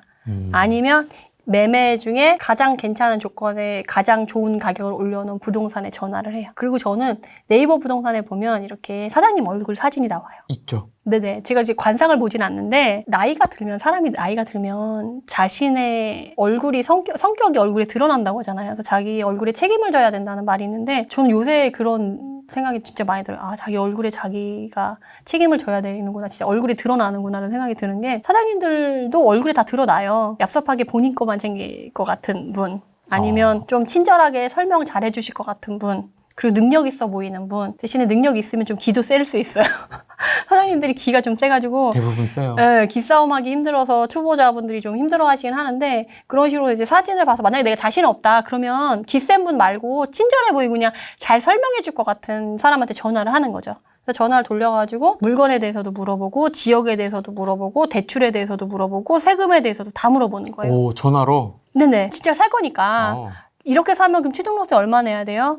뭐 양도세는 여기 얼마 내야 되고 그리고 그 지역이 조정지역인지 아닌지 대출이 얼마 나오는지 사장님들이 더 잘 알고 있어요. 왜냐면 거래할 때 대출 중개인도 연결을 해줘야지만 그 사람이 자기 돈 들고 다 살 수 있는 게 아니니까 거래를 많이 하고 또 투자자를 많이 거래해본 사람들은 인테리어, 뭐 수리 그 전반에 그 업자분들이랑도 이미 팀이 꾸려져 있어요. 그래서 그런 사람을 찾아야 되는 거거든요. 그래서 전반적인 걸 다 물어보면 사장님이 이제 알려주시는 거죠. 그러면 그 사장님한테 이제 사장님 물건 찾아주세요 라고 얘기를 해요. 저는 전화로. 사장님이 안 갖고 있어도 다른 사장님 것까지 다 샅샅이 뒤져가지고 괜찮은 물건 리스트 뽑아놓으라고. 그래서 그중에 사장님이 뽑아서 문자 보내주시면 제가 그중에 물건 찍을 테니까 그거 예약해서 보고 결정할 테니까 그렇게 해달라고 얘기를 해요. 그래서 이제 가서 봤는데 생각보다 솔직히 바로 결정 못할 수도 있잖아요. 네. 그래서 내가 이렇게까지 해도 되나, 당장 살 거 아닌데 또 이런 생각 하신단 말이에요. 임장 가거나 할 때. 그러면 사장님 이거 다 마음에 들긴 하는데 이 부분이 조금 그러네 라고 하면서 이 부분 때문에 조금 생각을 해볼게요 라고 해도 쌍욕 안 먹어요. 왜냐면 금액이 지금 몇 억이 왔다 갔다 하는 건데 그 자리에서 당장 결정할 수 있는 사람이 많지 않아요. 그렇기 때문에 내가 보러 갔다고 해서 무조건 사야 되고 결정해야 되는 건 아니다. 그런 부담 때문에 말 못 하시는 분들이 많거든요. 그래서 그렇지 않다라는 것만 알고 우선 그렇게 얘기하면 돼요. 근데 안 살 건데 살 것처럼 얘기하는 건 아니죠. 대신에 나는 충분히 적극적으로 살 의지가 있는데 내가 조건에 맞아야지 사는 거다라는 거는 확실하게 해야죠. 장난치면 안 돼요. 사장님들한테. 장난은 치지 않되 진지하게 내가 생각하고 여기까지 깊게 생각하는 거니까 그런 걸 해서 알려달라고 하는 거죠. 그 한 끗 차이인데 뭔지 아시겠죠? 많이 차이가 나는데요. 아, 그래요? 내가 진짜 살 거긴 한데 조건이 맞으면 사겠다는 거랑 난 상관없이 무조건 사겠다처럼 얘기해서 막 사장님을 막 이렇게 들썩이는 거랑 사장님이 그 빈정상한다고 하죠. 그러니까 그게 틀리거든요. 한번 빈정상하면 그 사장님이 너는 이제 아웃. 내가 아무리 요새 물건도 없는데 너 같은 애들 말고도 다른 사람도 많은데 막 이렇게 되거든요. 그러면 물건 받기가 힘들어요. 정도를 지켜가면서 좀 적극적으로 이제 어필을 하는 게 좋죠. 저는 이제 관상까지 정확히는 아직은 판단이 안 되고 사진으로는. 저도 관상을 보진 않아요. 목소리로는 조금 느낌이 오지 않으세요? 목소리도 그렇죠. 그러니까 얼굴이랑 목소리. 말투. 그렇죠. 억양. 얘기하다 보면은 그 사람의 성향이 또 드러나요. 얼굴만 보고 전화했다가, 아니네 하는 경우도 많으니까, 얼굴을 보고, 이제, 아까 말씀드린 대로 전세가 제일 높여서 올려놓은 사람, 매매가 낮게 해놓은 사람, 그리고 최근에 이제 거래한 것 같은 사람, 뭐 이런 식으로 해가지고 전화를 돌려보는 거죠. 메디테라님이 주로 보는 포인트, 선진입 매수 타이밍으로 어떤 포인트를 좀 보시는지 궁금합니다. 선진입에서 사실 그 선진입에 그게 되는지 모르겠지만 저는 우선 일자리를 제일 첫 번째 보거든요. 지금 가장 이슈가 되고 있는 도시들이나 이런 것들이 가장 그 메인 키는 얘가 원래 베드타운이었는데 자급자족 도시로 변모했냐예요. 지금 떠오르는 지역들이 사실 평택이나 천안이나 청주나 이런 애들이 있었잖아요. 최근에 가격이 많이 올랐던 애들. 예. 이런 애들은 다 공통점이 그거예요. 베드타운에서 자급자족 도시로 많이 바뀌었다. 그러니까 천안, 아산, 뭐 평택, 청주 이런 애들이 다 이제 일자리가 많이 생겨서 자급자족 도시로 이제 변모하는 수준이 확 달라지는 거거든요. 그래서 근데 평택은 이전에 2015년에도 떴었어요. 근데 공급 물량이 막 쏟아지면서 최근까지 잠잠했다가 다시 최근에 확 오르는 추세인 거거든요. 그래서 똑같이 일자리가 추후에 될 거지만 그게 이제 매수 타이밍이 언제 잡는 게 좋냐라고 하면 그거를 이제 가늠해서 가는 거죠. 공급 물량이랑 대비해서. 여러분들이 이제 선진입할 때 지금 아산도 그렇거든요, 사실. 아산이 좋아질 거는 너무 명확해요. 지금 뭐 그 삼성이나 그 주변에 이제 택지를 개발하면서 이제 아산이 좋아질 건 명확한데 지금 또 공급 물량이 또 걱정돼가지고 못 들어가시겠다고 하시는 분들이 계시거든요. 그러면 지금 공급 물량이 많은 시즌에는 전세가가 낮고 실투금이 많이 들어갈 수밖에 없어요. 근데 절대가 자체는 좀 낮게 들어갈 수가 있거든요. 근데 나중에 공급 물량이 마무리되고 시간이 지난 다음에 가면 전세가가 올라 있고 실투금은 줄지만 절대가는 상대적으로 더 높아져 있을 수밖에 없거든요. 그래서 제가 사람들한테 얘기를 할 때 내가 정말 실제적으로 선진입할 거냐 그러면 절대 가격을 낮게 해서 들어가는 사람들을 선진입이 하는 거고 그게 아니고 난 투자금이 별로 없고 선진입보다 가성비가 더 중요하다라고 하면 그 실투금 대비해서 내가 아직도 먹을 게 남아있느냐를 보고 그 지역을 들어가는 거거든요. 그래서 사실은 선진입의 포인트라기보다는 본인 상황에 맞는 그 시기에 가장 좋은 그 지역을 찾아가는 게 맞는 것 같아요. 지금 지역을 고를 때 어떤 지역에 투자하냐라고 하면 저는 그렇게 자급자족 도시로 향후 가치가 변모할 도시를 우선 메인으로 보고 그 시기를 그 다음에 이제 가늠을 하는 거죠. 공급 물량이나 이런 걸 보고. 그래서 사실 일자리가 저는 가장 중요하다고 생각이 들어요. 본인이 아무리 거기가 학군이 좋아. 근데 절대 출퇴근할 수 없는 거리예요. 그러면 그 지역에 살 수 없거든요. 근데 출퇴근도 가능한 범위 내에서 학군이 좋은데라고 하면 이제 거기서 이동이 가능한 거지 일자리가 수반되지 않은 상태에서는 갈 수가 없어요. 일자리가 먼저고 그 다음에 이제 학군이나 뭐 인프라나 이런 것들이 교통이나. 따라오겠죠. 예, 예. 그래서 우선은 일자리, 베드타운에서 일자리 자급자족 도시로 변모하는 지역을 우선 보는 게 좋을 것 같아요. 거기 안에서 선진입도 고려하시면 좋은 거고. 예를 들어서 아산이다. 그러면 아산도 지역이 나눠져 있지 않습니까? 그쵸, 그러면 그쵸. 거기서도 이제 지역을 고르는 어떤 기준 같은 게 좀 있으세요? 그쵸. 만약에 물이 안 들어왔다 그러면 가장 좋아질 지역, 가장 비싼 지역 먼저 들어가야죠. 그래서 물이 퍼져나갈 거니까. 물이 퍼질 거니까 나 저쪽 구석탱이 있는 거 먼저 싼 거 사놓을래. 이거는 아니라는 거죠. 그리고 갭이 점점점 벌어져서 이렇게 오기 때문에 여기서 시작하시면 돼요. 저희 구미 그때 갔을 때도 그 신축들은 많이 갔었지만 준신축이나 이제 구축들은 조금 덜 갔었거든요. 우리가 그때 갈 때만 해도. 근데 지금 또 벌어졌어요. 그러니까 그런 식으로 시기가 지나면 오히려 좋은 물건들의 갭이 줄어 있다가 점점 뭐 매매가가 올라가니까 벌어질 수밖에 없거든요. 그러면 매매가가 벌어지기 이전에 들어가는 것 자체가 선진입이 될 수 있기 때문에 조금 미리미리 보는 게 좋죠. 반대로 매도 타이밍이 더 어려운 것 같아요. 매도 타이밍은. 매도 타이밍은 그때그때 틀린 것 같아요. 진짜 저도 이제 2년이나 4년 갖고 있다가 팔아야지라고 생각하고 들어가는데 시장을 봤더니 이거 팔면 안 되겠어. 그러면 이제 매도 임장을 다시 하고 나서 매도 임장. 매도 임장을 하고 나서 안 팔아도 되겠어라고 하면 이제 안 팔고 가져가는 거죠. 그래서 저도 전에 인천에 2개, 똑같은 구, 똑같은 단지 2개를 한 적이 있거든요. 저는 원래 2개 잘 안 한다고 했잖아요. 네. 근데 2개를 가져가니까 리스크가 또 걱정이 돼서 신경 쓰이는 거죠. 네, 그래서 다시 하나 털고 싶다라는 생각이 들더라고요. 그래서 한 개는 진짜 2년 있다 털었어요. 100% 먹고 팔았거든요. 2천 들어가서 2천 먹고 나왔어요. 먹고 나 이런 얘기 너무 좋아. 뭐 너무- 먹고 막. 그러니까 2천을 투자해서 2천 수익을 먹고 나왔어요. 제가 너무 단어를 저렴하게 썼나요? 그것도 나름 괜찮잖아요. 100%면. 네, 네. 그래서 괜찮다 했는데 2개 물건 중에 하나는 2천 정도 투자금이 들어가서 2천 이제 수익을 보고 나왔는데 두 번째 물건은 700 들어갔거든요. 투자금이. 근데 그게 지금 2억 8천에 샀는데 지금 이게 5억 돼 있거든요. 2억 2천이 올랐으니까 몇 프로예요, 수익률이? 뭐 이런 식으로 해서 그러니까 꼭 단타가 정답은 아니더라고요. 좋은 지역에 괜찮은 가치 있는 단지라고 한다면 굳이 팔지 말고 약간 보유한다는 생각으로 오래 보유한다는 생각으로 가져가도 나쁘지 않을 것 같아요. 어쨌든 억대 이상 수익이 나서 지금 양도세 때문에 어차피 조정 지역이라서 못 파는 것도 있지만 그런 거 없이라도 팔래 해도 저는 아직은 안 팔 것 굳이? 같아요. 왜냐면 호재가 아직 남아있거든요. 그게 이제 다 반영이 돼서 충분히 무르익었다 생각하면 뭐 호호 할머니 돼서 혹시나 제 자식들 장가 갈 때 시집 갈 때 호호 할머니. 필요하다고 하면 그거 팔아서 애들 뭐 결혼식 비용을 대준다거나 집을 좀 이렇게 해준다거나 이런 식으로 써도 되는 거니까 급하지 않다는 거예요. 투자금이 되게 적게 들어간 이유가 있으세요? 노력을 했죠. 노력을 했죠. 그러니까 선진입의 A급 단지였나요? 아니면 뭐 어떤? 준신축이었어요. 그 당시에도. 준신축이었고 근데 그 지역 자체가 사실 2천 이하로는 그러니까 실투금 2천 이하 가지고 들어갈 수 없는 지역인데 제가 거기 1년 이상 모니터링을 했거든요. 그래서 나 이거 너무 갖고 싶은데 그 당시에도 제가 초보자 투자할 때 5천만 원밖에 없었거든요. 근데 몇 개 이미 다 투자를 해서 돈이 다 짜게진 상태였고 한 1,000만 원, 2천만 원밖에 없는데 그 2천만 원을 다 투자해버리면 총알이 마르면 투자를 할 수가 없잖아요. 그래서 무조건 1,000만 원 밑으로 투자하고 싶다 해가지고 물건을 찾고 이제 능력 있는 사장님이랑 긴밀하게 연락을 하다가 이제 분위기 봤는데 주변에 이제 인천하면 송도가 있잖아요.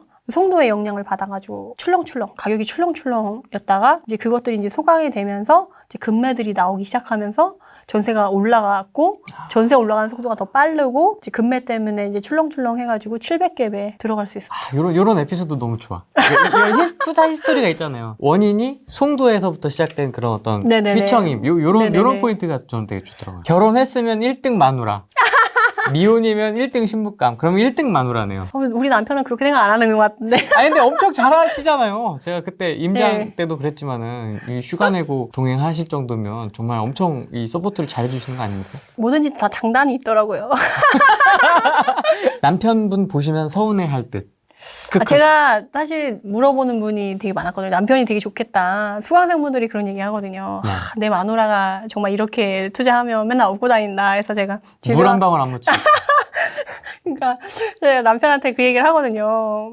되게 좋은 줄 알아야지. 왜 그러냐면 그 사람이 안 살아봐서 그렇대요. 남편이 맨날 그런 얘기를 하거든요. 자기도 할 말 많다. 마누라가 맨날 임장 가서 자기 혼자 집에서 애 보고. 무주택자. 아, 무주택자분들. 어떻게 해야 됩니까? 근데 무주택자분들이 솔직히 다주택자분들을 너무 싫어하셔가지고. 근데 무주택자분들은 내 집 마련이라도 꼭 하셨으면 좋겠어요. 너무 많이 올랐어요. 유유 이러면. 그래도 더 오를 거라서. 그렇지 않아요? 저는 진짜 강남 집값이 10억일 때 10억이면 너무 비싼 거 아니야? 사람이 평생 열심히 일해도 10억 모으기 쉽지 않은데 저걸 어떻게 사? 어떻게 더 올라가? 라고 생각했거든요. 근데 그거는 이제 서민 마인드더라고요. 근데 지금 걔네들 20억, 30억 갔잖아요. 근데 지금 걔네가 20억, 30억이라고 해서 걔네가 40억, 50억 안 된다는 보장이 있냐는 거죠. 어차피 화폐 가치 떨어지고 가격이 인플레이션 때문에 올라갈 거기 때문에.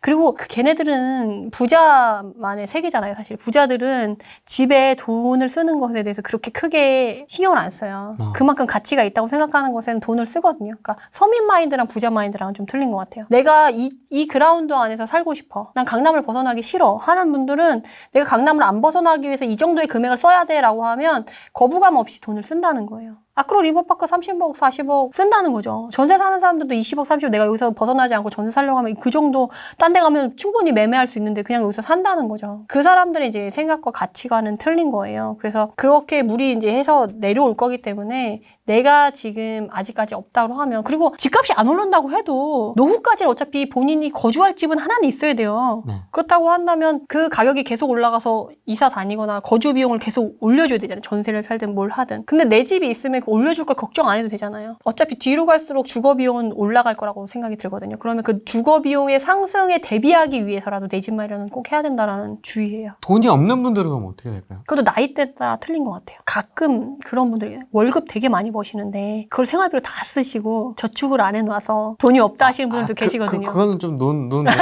외인 것 같고. 네. 30대 초반이신 분들은 우선은 이사만 몇 번 잘해도 돈 벌 수 있거든요. 내 집 마련 하나 조그만 거 한 다음에 그 다음에 그런 거 있잖아요. 20평대에 조그만 거 하나 사요. 대출금 갚으면서 기다렸다가 20평대가 오르면 30평대가 오르기 전에 30평대랑 20평대라는 게 붙을 때가 있잖아요, 가격이. 그러면 조금 돈을 더 주고 30평대로 이사하는 거예요. 그러면 어차피 계속 1주택이니까 세금은 비과세 받으면서 올라가고, 그리고 그 옆에 단지가 있는 뭐 같은 30평대라도 더 비싼 게 있는데 만약에 공급 물량이 많아가지고 비슷하게 준신축이랑 비슷한 가격에 공급이 됐다. 그럼 그 옆으로 이사를 하고, 이런 식으로 솔직히 나는 내 집 마련만 하고 싶다 하신 분들은 그런 식으로 이사만 잘해도 자산을 증가시킬 수가 있어요. 근데 대신 공부하셔야지. 공부하셔야지. 그런 거 찾아야 되니까. 네, 대출도 알아봐야 되고, 분양 뭐 그런 식으로 옆으로 갈 거면 분양도 알아봐야 되고, 지금은 당첨이 되기 너무 어려운 시기니까 그 분양되는 거 옆에 괜찮은 향후 올라갈 애들, 썩은 거 옆에 그런 애들 있잖아요. 그리고 요새 또 재건축, 재개발 또 공급 부족하다고 막 난리니까 요새는 좀 풀어줘서 엄청 진행되는 애들 많잖아요. 그런 애들 놓치지 않고 그런 애들의 조금 몸테크라고 하죠. 몸테크 하면서 기다리시면서 대출금 갚으면서 하다 보면은 대출금 갚는 이자보다 상승 속도가 더 크잖아요, 지금. 그렇죠. 그런 걸 놓치지 마셔야지. 근데 너무 걱정인 게 후랭이 TV 영상 보고 그냥 사셨다는 분들이 계셔가지고 너무 걱정되더라고요. 그거 좀 얘기 좀 해주세요. 네, 공부 좀 하고 하세요. 영상만 보고 하시지 마시고 공부하셔서 본인 자본에 맞게 딱 준비된 걸로 딱 들어가야지 더 효과적이고 가성비 있고 수익률 있지. 그냥 여기 괜찮네 하고 그냥 구미 갔더니 그냥 구미 호로록 가가지고 또 사시고. 괜찮은 지역에서 좋은 걸 사셨으면 좋겠어요. 이왕이면. 공부하셔가지고. 제가 수강생분들이 그 얘기 되게 많이 하시거든요. 준비 안 된 상태에서 샀다가 나중에 리스크가 조금 와가지고 이제 못 버티고 그냥 나오시면 손해되잖아요. 그리고 나중에 알고 봤더니 본인이 놓친 게 너무 많은 거예요. 그래서 지금 너무 반성하고 공부 열심히 하려고 왔다라고 하신 분들이 많으셨거든요. 그래서 좋은 시장이고 좋은 지역에 가서도 본인만 망할 수 있어요. 공부가 안 되고 준비가 안 되면. 진짜 대세장선장이고 지금 막 정말 계집도 올랐다고 하는 시기에 나만 집값 떨어지고 손해봤다는 사람이 1도 없어요? 아니죠. 일이 있어요. 내가 그런 사람이 되지 않기 위해서는 준비하고 공부하셔야 돼요. 테라님에게 혹시 20세 아들이 있다면 어떤 투자로 생애 처음 투자를 해주실까요? 이것도. 우선 청약통장을 들어주겠죠. 청약통장을 들어주고, 솔직히 저는 저희 아이들한테 너는 20세 되면 무조건 독립해라 라고 엄청 얘기를 하거든요. 근데 내가 만약 20세 사람이라면 어떻게 해서든 부모님한테 방 한 칸 얻어가지고 내가 나갈 때는 번듯한 집 하나 만들어놓고 나갈 생각으로 그 생활비를 최소화하기 위해서 약간 캥거루족을 조금 할 것 같긴 해요. 그게 맞아요. 네, 그래서 만약에 정말 난 아들을 치워버리고 싶다. 그러면 우선 뭐 월세든 전세든 이렇게 해서 우선 무주택 기간을 좀 늘려놓고 세대 분리를 해놓는 게 좋고, 20대라고 한다면 사실 본이 방 한 칸 있다라고 하더라도 세대 분리는 미리 해놓는 게 좋아요. 그래서 친구 집에 같이 전입을 해놓는 걸로 한다던가 아니면 친일척 집에 방 한 칸 이렇게 새 들어서 사는 것처럼 세대 분리를 해놓은 다음에 청약 통장을 들어놓고 시드머니를 만들어야 되잖아요. 일을 하라고 해서 시드머니를 만들어서 그리고 우선 내가 부모님이 좀 자산이 있다. 그럼 20세 이상이면 미성년자 아니잖아요. 5천까지는 비과세 증여세가 돼요. 그럼 5천 증여해줘가지고 10년에 한 번씩밖에 못 하거든요. 누적으로 5천 해주고 그 5천 가지고 청약을 하면 이제 무주택을 유지해야 돼서 근데 아이한테도 그걸 결정하긴 해야 될 것 같아요. 지금 청약을 할 건지 아니면 결혼 이후에 신혼부부 특공을 할 건지 그렇게 생각해보면 차라리 그런 식으로 5천을 비과세 증여해가지고 갭 투자해놔서 그런 식으로 한 다음에 나중에 결혼할 때 1가구 3주택 특례법을 받아가지고 하는 게 훨씬 낫겠네요. 근데 저도 사실 부자가 아니었기 때문에 아이한테 뭐 증여를 하고 뭐 이런 거는 너무 먼 나라 얘기고 정말 재벌만 하는 거라고 생각을 했었는데 세금적인 부분도 그렇고 그러니까 부동산은 시간이 결국 돈인 자원인 거잖아요. 내가 이 집을 갖고 몇 년 있다가 이걸 판매에 따라서 이제 금액이 달라질 수가 있는데 어차피 종부세가 6억까지는 개인이 공제가 되는데 금방 채워져요, 생각보다. 그래서 투자자들은 애를 많이 낳으라는 게 아이들 1인도 다 6억씩 공제가 되거든요. 그러면 아이 시간 레버리지도 쓸 수가 있고 세금 레버리지도 되는 거예요. 그래서 저는 아이들한테 2천씩 비과세 증여를 하고 그런 식으로 진행을 하고 있어요. 여담인데 그 아이들 뭐 그런 거 많이 하잖아요. 요새 뭐 미국 주식 사주는 거 뭐 이런 것도 하세요? 주식도 넣어주려고 지금 돈을 아이들 용돈으로 받은 용돈 통장 있잖아요. 그거를 해주려고 하는데 주식 쪽은 남편이 책임지기로 했는데 남편이 좀 약간 저희 남편은 마감, 데드라인을 항상 지키는 사람이라서 끝까지 버틸 때까지 버티고 이제 하는 편인데 아직 마감이 안 됐나 봐요. 아이들 주식 쪽은 이제 남편이 하기로 했는데 아직 시작을 안 한 거라 돈은 가져갔는데 주식도 메디테라님이 하셔야 되는 거 아니에요? 그래서 반반할까 어떻게 할까 막 이랬었는데 아직 진행이 안 됐어요. 그다음에 이제 우리 주 시청자분들에게 하고 싶은 이야기 있으시면 좀 해주시죠. 네네. 이제 어떻게 될까요? 사실 저도 너무 소심한 성격이어가지고 근데 네. 다들 이렇게 얘기하면 안 믿으셔가지고 조금 말씀드리는데 완전 소심한 성격이에요. 완전 A 아니요, 전형적인 A형 타입이고 완전 소심하고 쫄보거든요. 그래서 제가 항상 수익보다 리스크를 좀 크게 보는 편이에요. 그래서 투자를 할 때 보면 수익률이 항상 내가 생각한 것보다 항상 좋아요.